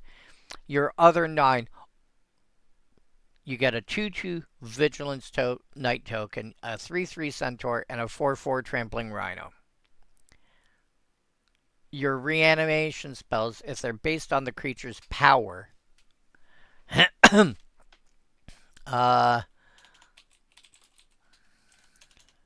does Helping Hand say?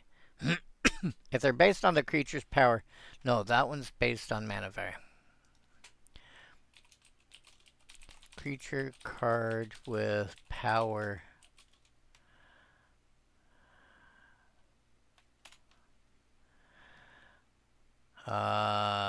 Sort by color.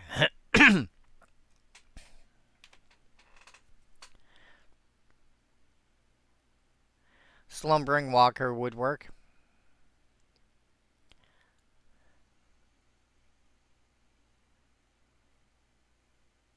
Vesper Lark would work.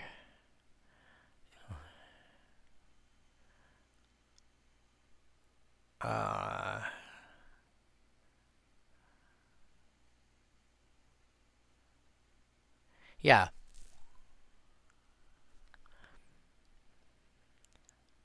Terra Herald of Hope would work.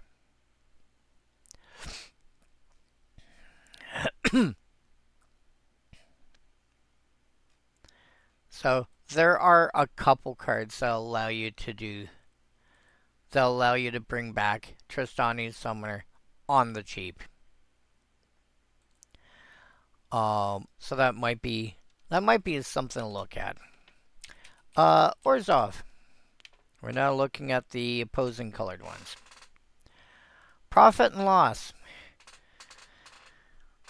2 mana, creatures you control get +1/+1 till end of turn. Loss, creatures your opponents control get -1/-1 till end of turn. Loss is no. Yeah, I think Loss might be slightly overcosted. Profit is slightly overcosted, so you're probably paying, realistically, maybe an extra mana, maybe an extra 2. But this can very much tip the balance of combat in your favor. And again, well, first of all, the loss can wipe away, like, barring any sort of global pump, like Lords or Bad Moon, Glorious Anthem, stuff like that, barring anything of that nature. Any, like, random tokens, any random creature tokens will pretty much die to Loss. And Profit, any random 1/1 tokens that you've got suddenly double in size, and any 2/2s suddenly become the 3/3s, which is 50% more power. Here's the fun part. Let's assume you've got a bunch of 2/2s and I've got a bunch of 3/3s. You're in at least Orzhov. You attack me with a bunch of 2/2s. Alright, I block with enough 3/3s.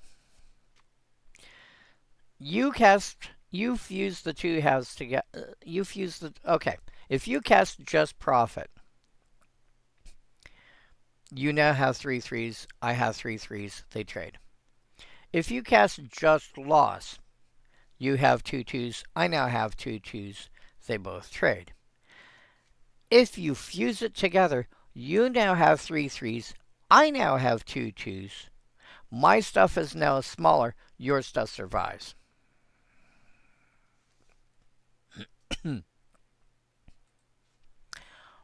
A lot better than I think most people give it credit for. And again, a lot of people play with like X1 creatures, especially if they're playing some kind of token strategy.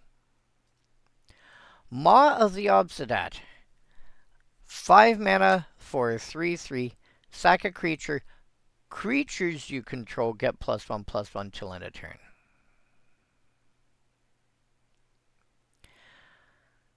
Not, not itself gets, not target creature gets, creatures you control. In a pinch, you can sack itself to affect everything else. Again, you have some kind of tokens. This is great for any sort of token strategy. If you're playing zombies, let's say, you sack like 2 or 3 zombies, and let's say you sacrifice 3 zombies. All your other zombies get +3/+3 till end of turn. That's not nothing. And obviously, the smaller your initial creatures are, the more this is worth. If you've got a bunch of kobolds, they're 0/1s. I attack with all of these. Okay. I'll sacrifice 3 of the kobolds. My creatures now are 3/4s till end of turn. Oh crap. Uh-huh. So again, it's gonna end up being a similar situation to Profit and Loss. Sin Collector, 3 mana, 2/1. When it enters, target opponent reveals their hand, and you get to exile an instant or sorcery that's in it. I will point out, a lot of cards that have this kind of ability have a clause that say that they get the card back when the creature leaves play. Sin Collector doesn't have that. If you really want to muck around with certain people, just keep flickering the Sin Collector, keep raiding people's hands of any instants and sorceries they might have. That'll put them down to permanence. Some decks don't run well on just permanence. This is why this is part of the reason why I look at some builds of whatchamacallit, Slime Against Humanity, and I go, no, don't run so many. Cut back on the number of slimes you get. Run like 30-ish slimes or something. Have room for other stuff that also does something else. Yeah, don't go like 50, leave a handful of, a room for a handful of non-slimes, and go from there. Just, no. Yeah, Sin Collector is going to end up being really good in certain groups. And even so, if you're concerned about somebody having a Wrath effect, you get to see their hand. Actually, they reveal it, so everyone gets to see it. It's not look at, it's they reveal, so everyone gets to see it. And you go, oh, thank you.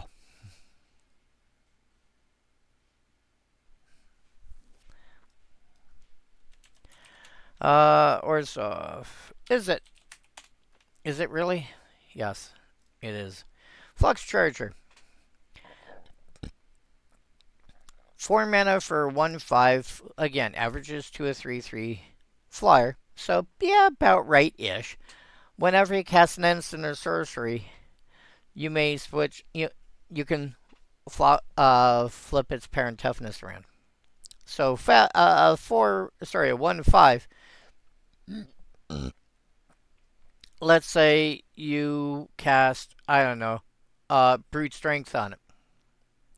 Well, first triggered ability, it's now a 5/1.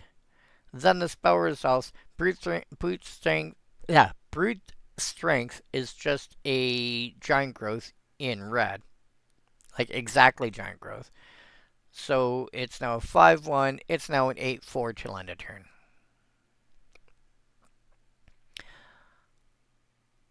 Yeah. Um. Also, I believe, if memory serves me correctly, um, if you cast something that will modify its parent toughness, it will. You basically do the modification first and then switch afterward, I believe. Uh.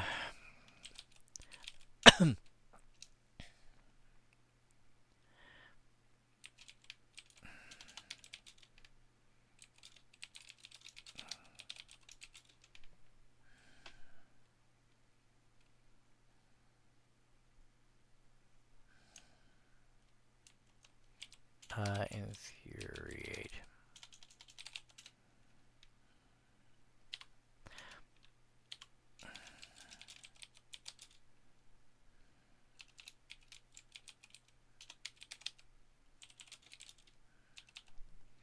Flux Charger.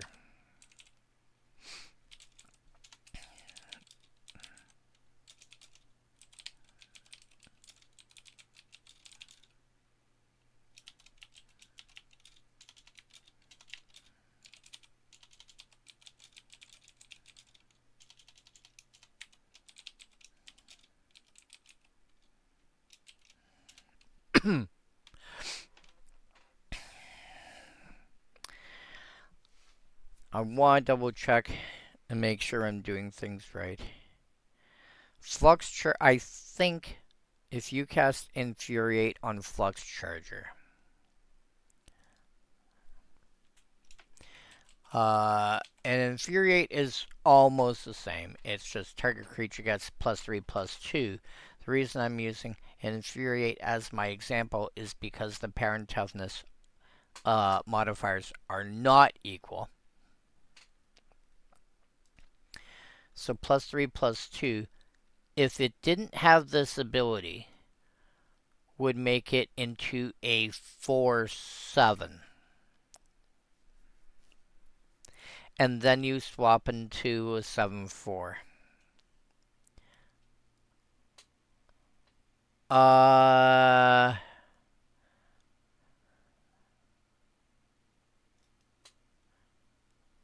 how about no?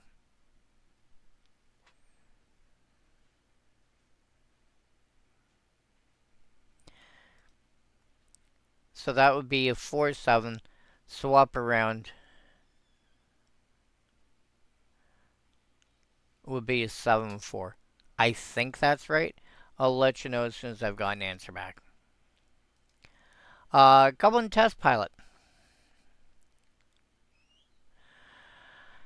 To any target chosen. So the funny thing about Goblin Test Pilot, it's a 3 mana 0/2 flyer. Tap, 2 damage to any target chosen at random. The weird bit about what you have to do here, anything that can be targeted by this is an option. It used to say creature or player.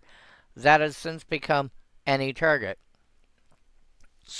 because of how planeswalkers work and everything else.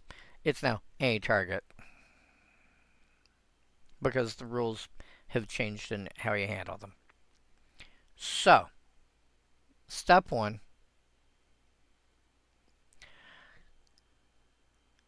add up all the possible targets. You, your creatures, your planeswalkers, your battles. Each opponent each of their creatures, each of their planeswalkers, each of their battles. Anything that can take damage.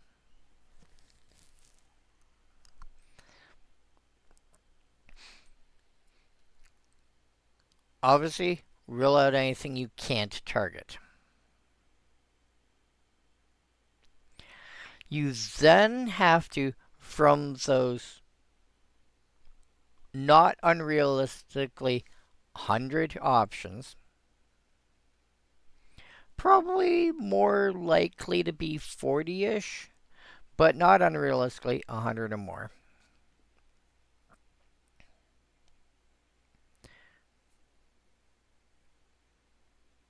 That's when you go, hey, by the way, now I roll a 100-sided die or, however big you need, and that's what's getting hit for 2.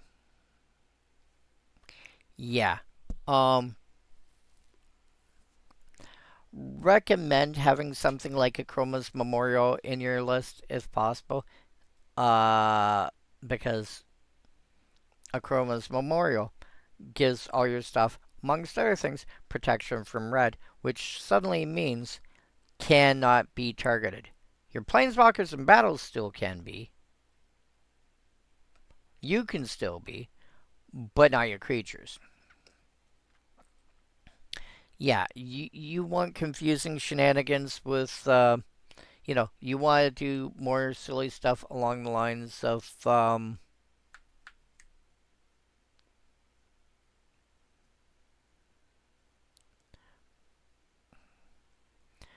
uh, you want to do like more possibility storm type stuff. Yeah, that's what you're looking at.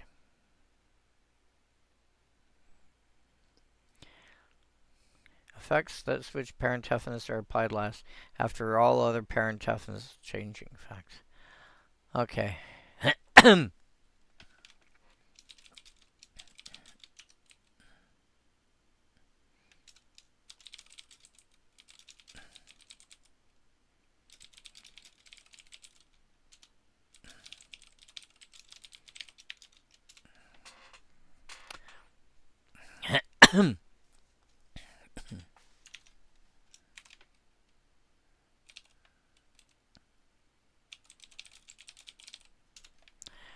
Okay, so I did have it right.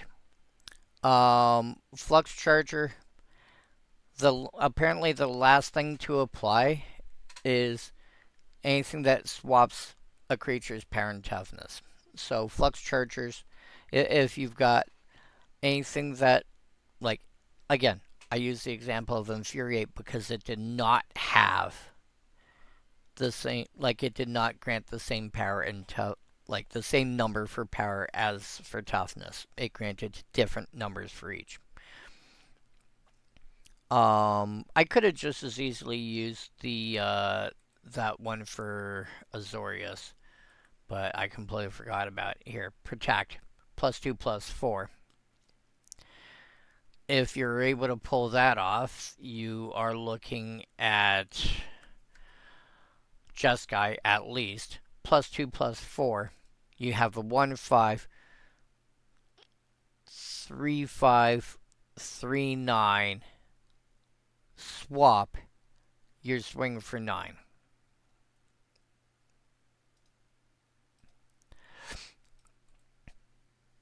Yeah, Goblin Test Pilot. If you're into cards like Possibility Storm, you're probably looking at it and going, Nivix Cyclops. 3 mana for 1/4 whenever you cast an instant or sorcery. This gets +3/+0 till end of turn and can attack as though it didn't have Defender. Um,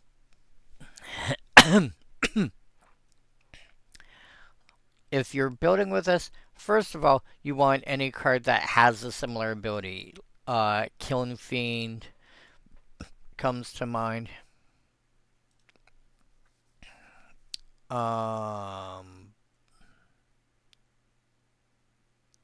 Yep, Crackling Cyclops. Anything of that sort of. Anything of that sort I can't. I don't know a good way to be able to search for stuff that does that. But anything that does that sort of thing at all, you want as many of those as you can find. You want as many cards can uh that can draw you extra cards. You want anything that you can find, like especially that's instant. Anything that you can find that will um good lord. You want to be able to draw extra cards as an instant as as often as possible. Anything that can help push through damage, anything that can give trample till end of turn, or or menace, or stuff of that nature. And anything that will generate you extra mana, kind of like what we were saying earlier to Zero. He wanted, I think Zero's male. Was looking at plus sorry, was making at stuff that made like drew cards and made treasures. Stuff like that would also be helpful here because those treasures will help you cast the next thing on the that you've got. And you want to chain three deck and just roar. um, who's next? After is it Golgari, Boros, and Simic?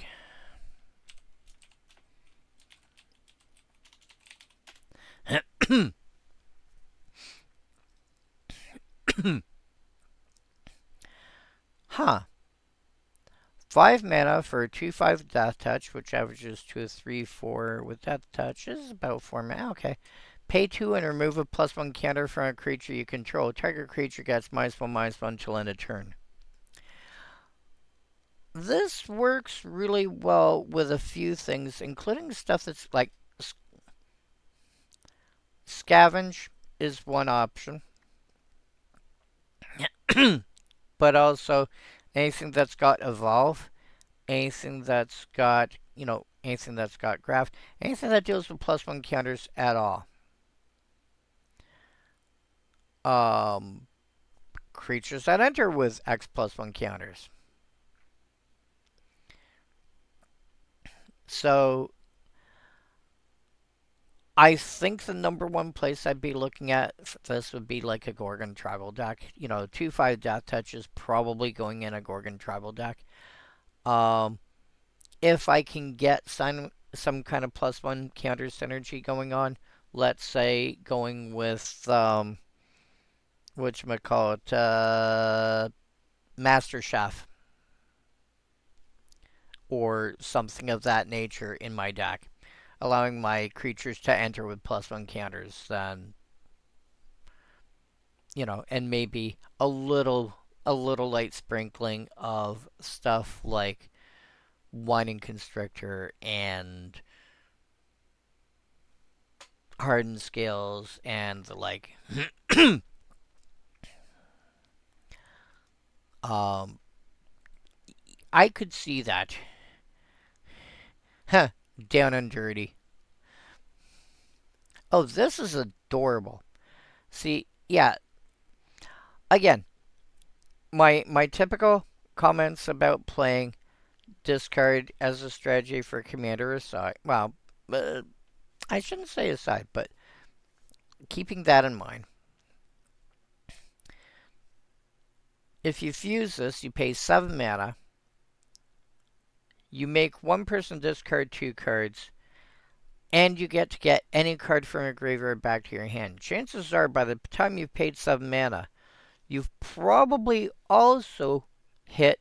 You've probably also spent a card that's making somebody discard 3 or 4 or something similar. And suddenly, down and dirty, if you are, this is a card that, target player discards 2, okay, but you're also going up a card that's also going to raid somebody else's hand, somebody's hand again.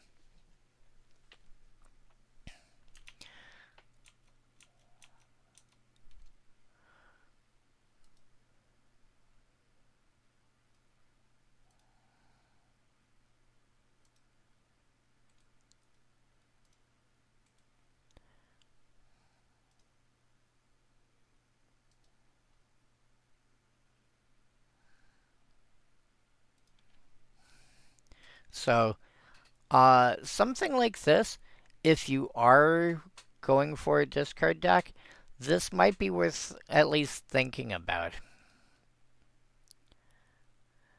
Rock Farm Skeleton, if you are playing any sort of, like, if you want a deck to mill yourself to reanimate stuff.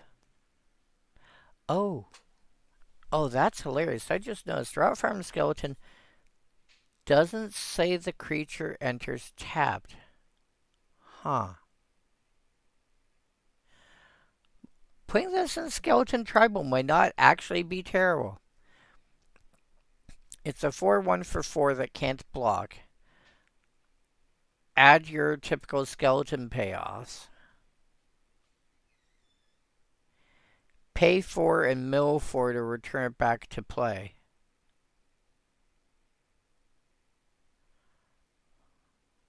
Huh.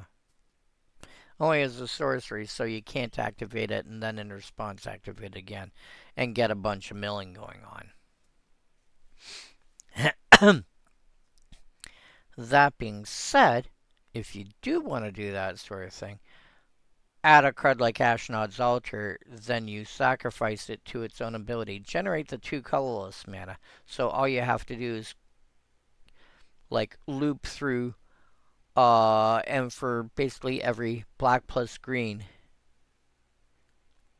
you mill 4 cards.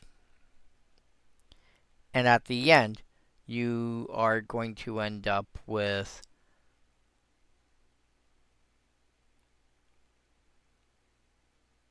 it should end up in play. Most of your deck is in your graveyard. Plus whatever payoffs you have for doing that sort of shenanigans. Okay, okay. I can I can see uses for it. Uh Boros and then Simic.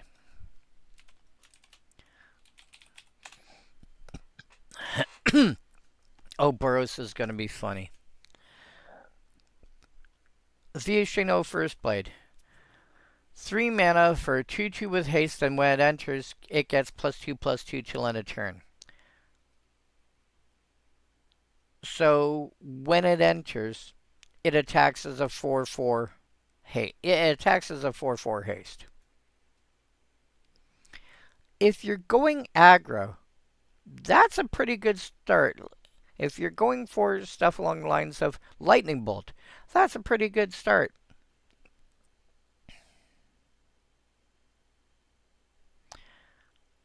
Yeah, so any sort of like aggro burn style deck that's, you know, any sort of aggro burn style deck that's in Boros should at least be looking at this in their 3-drop. My aggro deck doesn't do that because my 3-drop is my commander.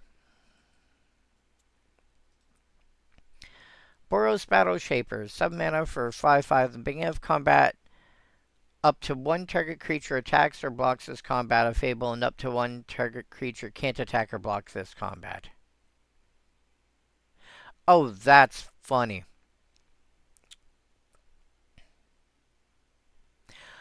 At the beginning of each combat, not even each combat on your turn, force people that can't. Oh, my dog. Force people that normally just sit back there to have to attack.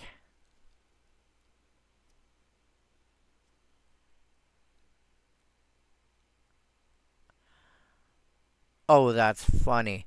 Yeah, if you're in Boros and you want to muck around with people's combat, throw the Battle Shaper in. Force people who normally don't attack, make them have to attack.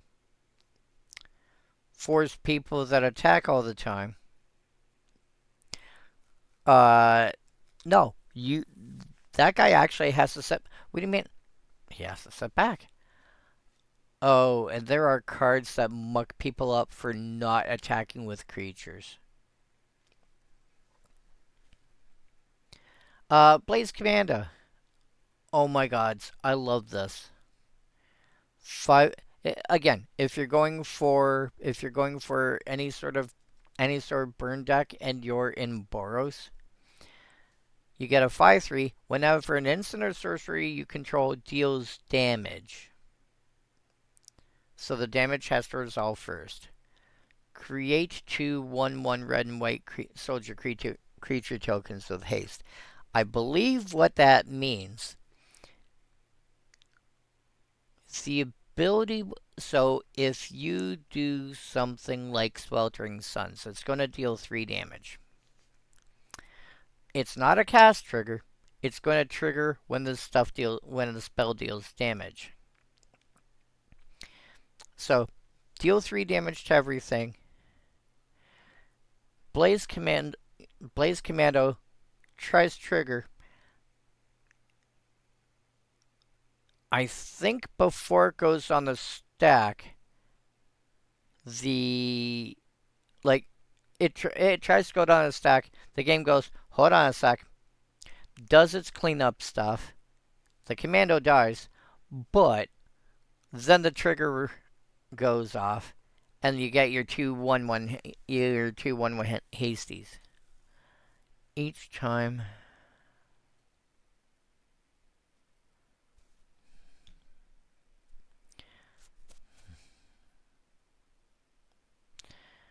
Triggers each time it answers.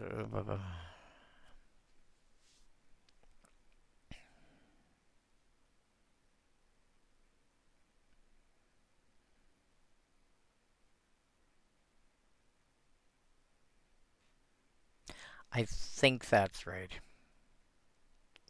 Yeah, and then something like Warrior Leaders Helix, you'll drain somebody or something for 4, uh, and get 2 tokens in the process. And then I think the last one was Simic.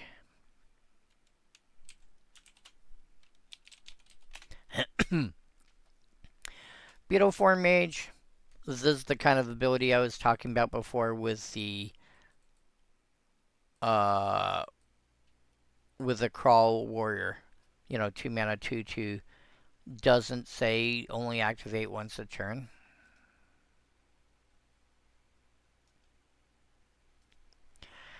This says activate only once a turn. 3 mana for 2/2, pay blue green +2/+2 and flying till end of turn. Activate only once a turn.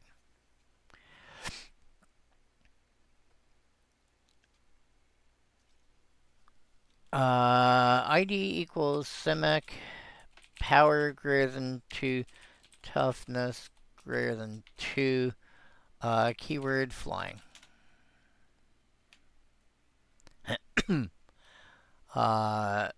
Mana value equals 3. Nadu.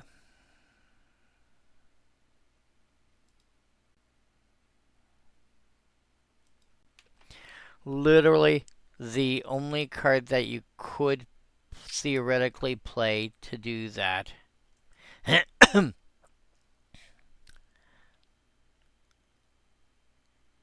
is Nadu.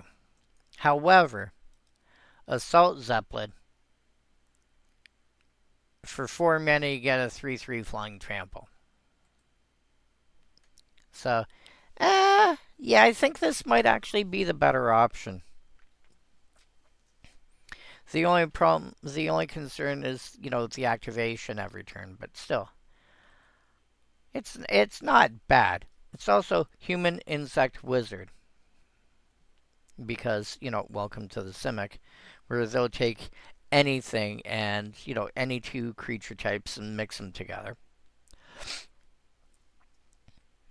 When the Simic say to take command of your life, we don't just mean your career. Oh lord. Yeah. So if you're playing, I think if you're playing like insects, I would consider throwing this in. Crisis Incubation, 4 mana, enchant create. Basically, this is green-blue pacifism, but you can pay green, blue, and 1, and return it back to owner's hand to put 2+1 counters on an enchanted creature. So, for the low cost of 2 green, 2 blue, +3, you can put 2+1/+1 counters on any creature. That sounds like a lot. It is a lot. However, this is something that you can do every turn. And you're in Simic, you're in a color scheme that doesn't mind playing with enchantments. This is an enchantment that has ways to return itself to owner's hand.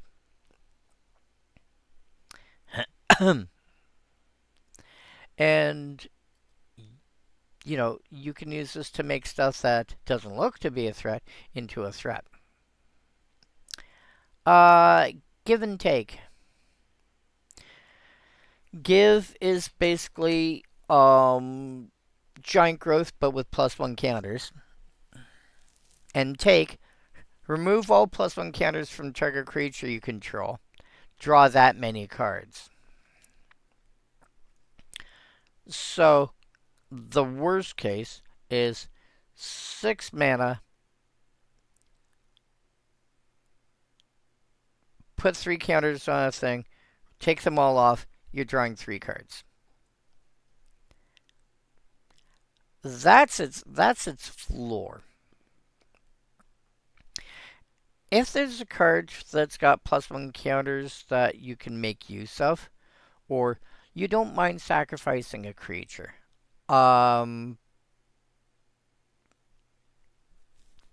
if you look at this as like sacrifice a creature, draw cards equal to that creature's power.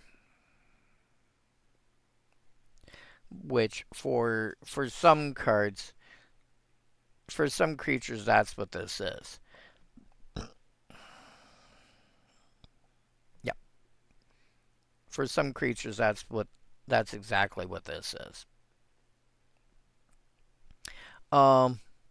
Wait, what?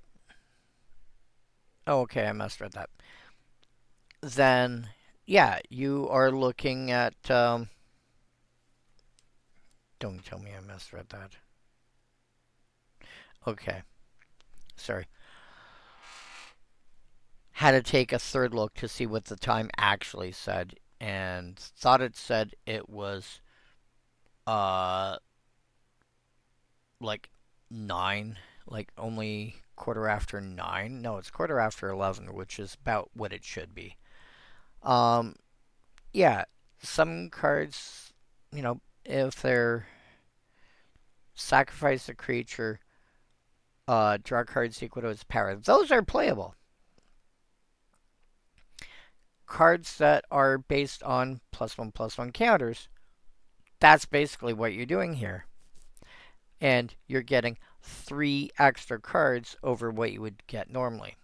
So if you've got a creature that's, over the course of whatever, it's got like, 5 +1/+1 counters on it. Well, if it's just sack a creature, draw its pairing cards, then you're going to draw 5 cards. This is going to make you draw 8 because you put the additional 3 counters on whatever. You can also, as I mentioned before, mix and match. Put 3 counters on this, sacrifice this, and and draw its parent cards. So it's not a bad card.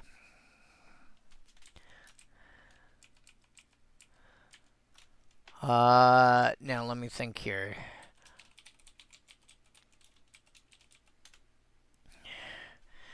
The only artifacts in the set are the Cluestones. They all work exactly exactly the same way. 3-mana artifact. Tap, add 1 mana of either of the 2 relevant colors to your mana pool. Pay 1 of each of the 2 colors. Tap and sack it. Draw a card. They are basically a slightly more expensive. They're basically like if you think about Mind Stone, not the Mind Stone that just came out in Marvel Superheroes, but the colorless artifact simply called Mind Stone.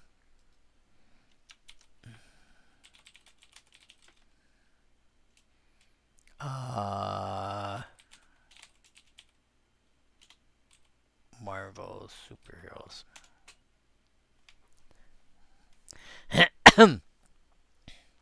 If you look at this, it's 2 to cast, taps for colorless, tap 1, tap and sack it, draw a card. For an extra mana, it taps, adds 1 mana of either of 2 colors,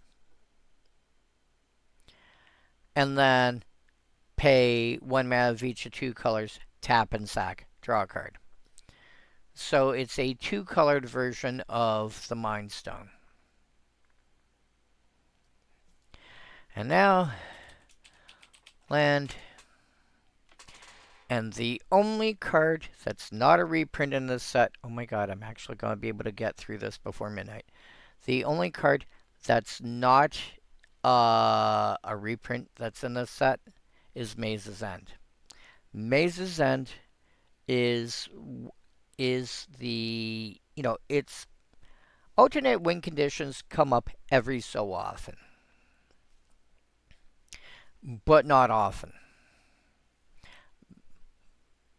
They gave us one for playing with Gates. The problem was the Guildgates are pretty new. Let's see here. Not reprint.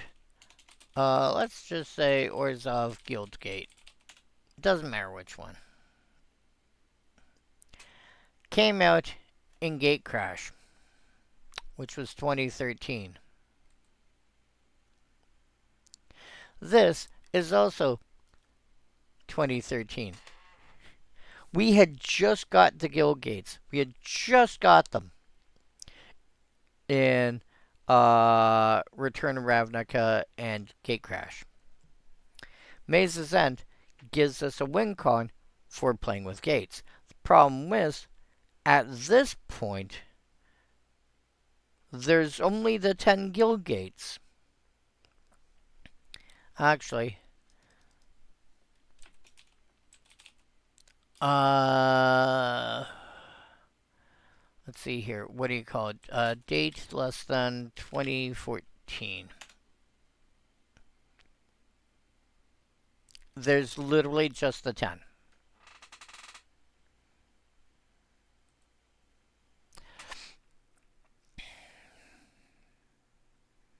Actually, you know what?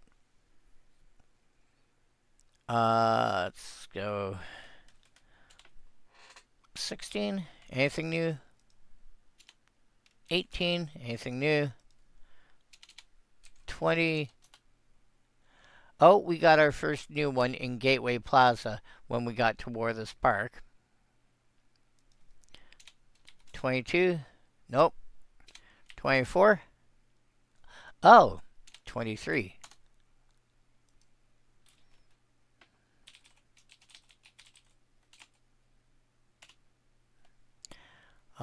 Sort by release date.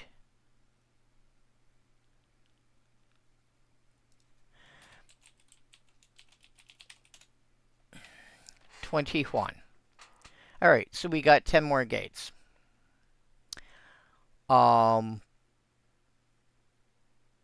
And all 10 of them, oh, 9 more gates.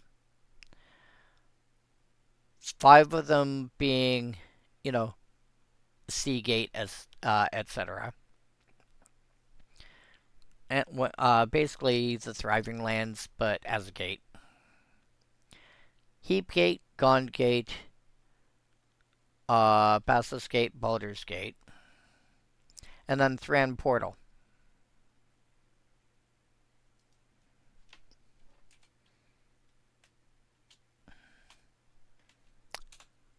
And now we got 2 more since then. We got the black gate, which just makes sense to be a gate. It's the black gate. And it's only for black, because, I mean, it makes sense.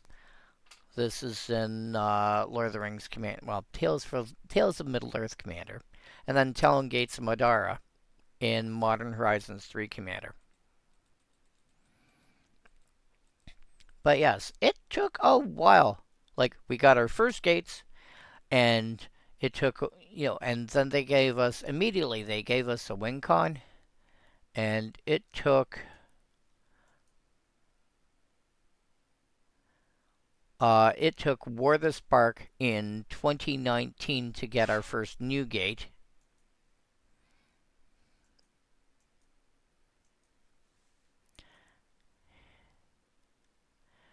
And then it took Baldur's Gate for us to get, like, 9 more.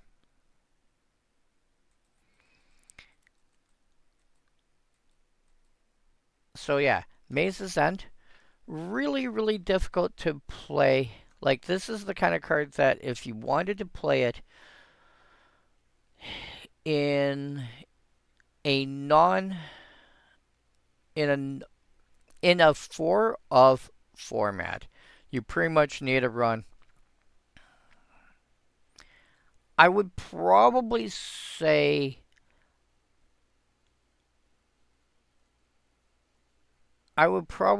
you probably want at least 2 or 3. When you're looking at Commander, to play Maze's End as a win con, you really want, I'd say, at least 3 or 4 cards that can find it. At which point you're looking at, like I said before, you're looking at Sylvan, potentially Sylvan Scrying. World Map comes to mind. Expedition Map comes to mind. I think there's a couple more that can look for any land nowadays. And you may want an Urza Saga to find your expedition map / world map. So you can find your Maze's End. Oh yeah, Urza's Cave. Yeah, it took that long to actually be able to, like, now it's something vaguely resembling playable because we have enough gates. You can go to, you can go 3 colors and have a chance at actually making it work. You don't have to go 5. If you go 5, you've got plenty of options on gates you can play. Um, and then you run Maze's End, and you're going to want a couple of cards that can search for any land anyway. But yeah, this this is this is almost never good. This is more of a meme, but it will just accidentally, oops, I win. That being said, that is Dragon's Maze.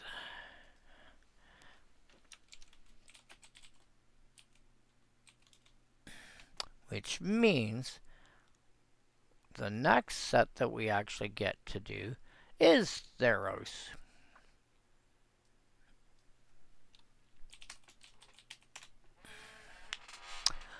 Oh. Oh no. Home of Nykthos Shrine to Nyx. Just might be the most expensive card in this set. Sort by USD. Yep. Swan Song is number 3 at 15 bucks. Wow. Okay. Yeah. Who do I grab? I just... No. Button of Thoughts has got enough reprints. Wreath of Bones. Burnished Heart, maybe? No, it's got too many reprints. Perforos. I don't remember Perforos being... I might do Perforos. You were a thing in Standard. You were... Nope. Too many options. Gift of Immortality. I just might do Gift of Immortality.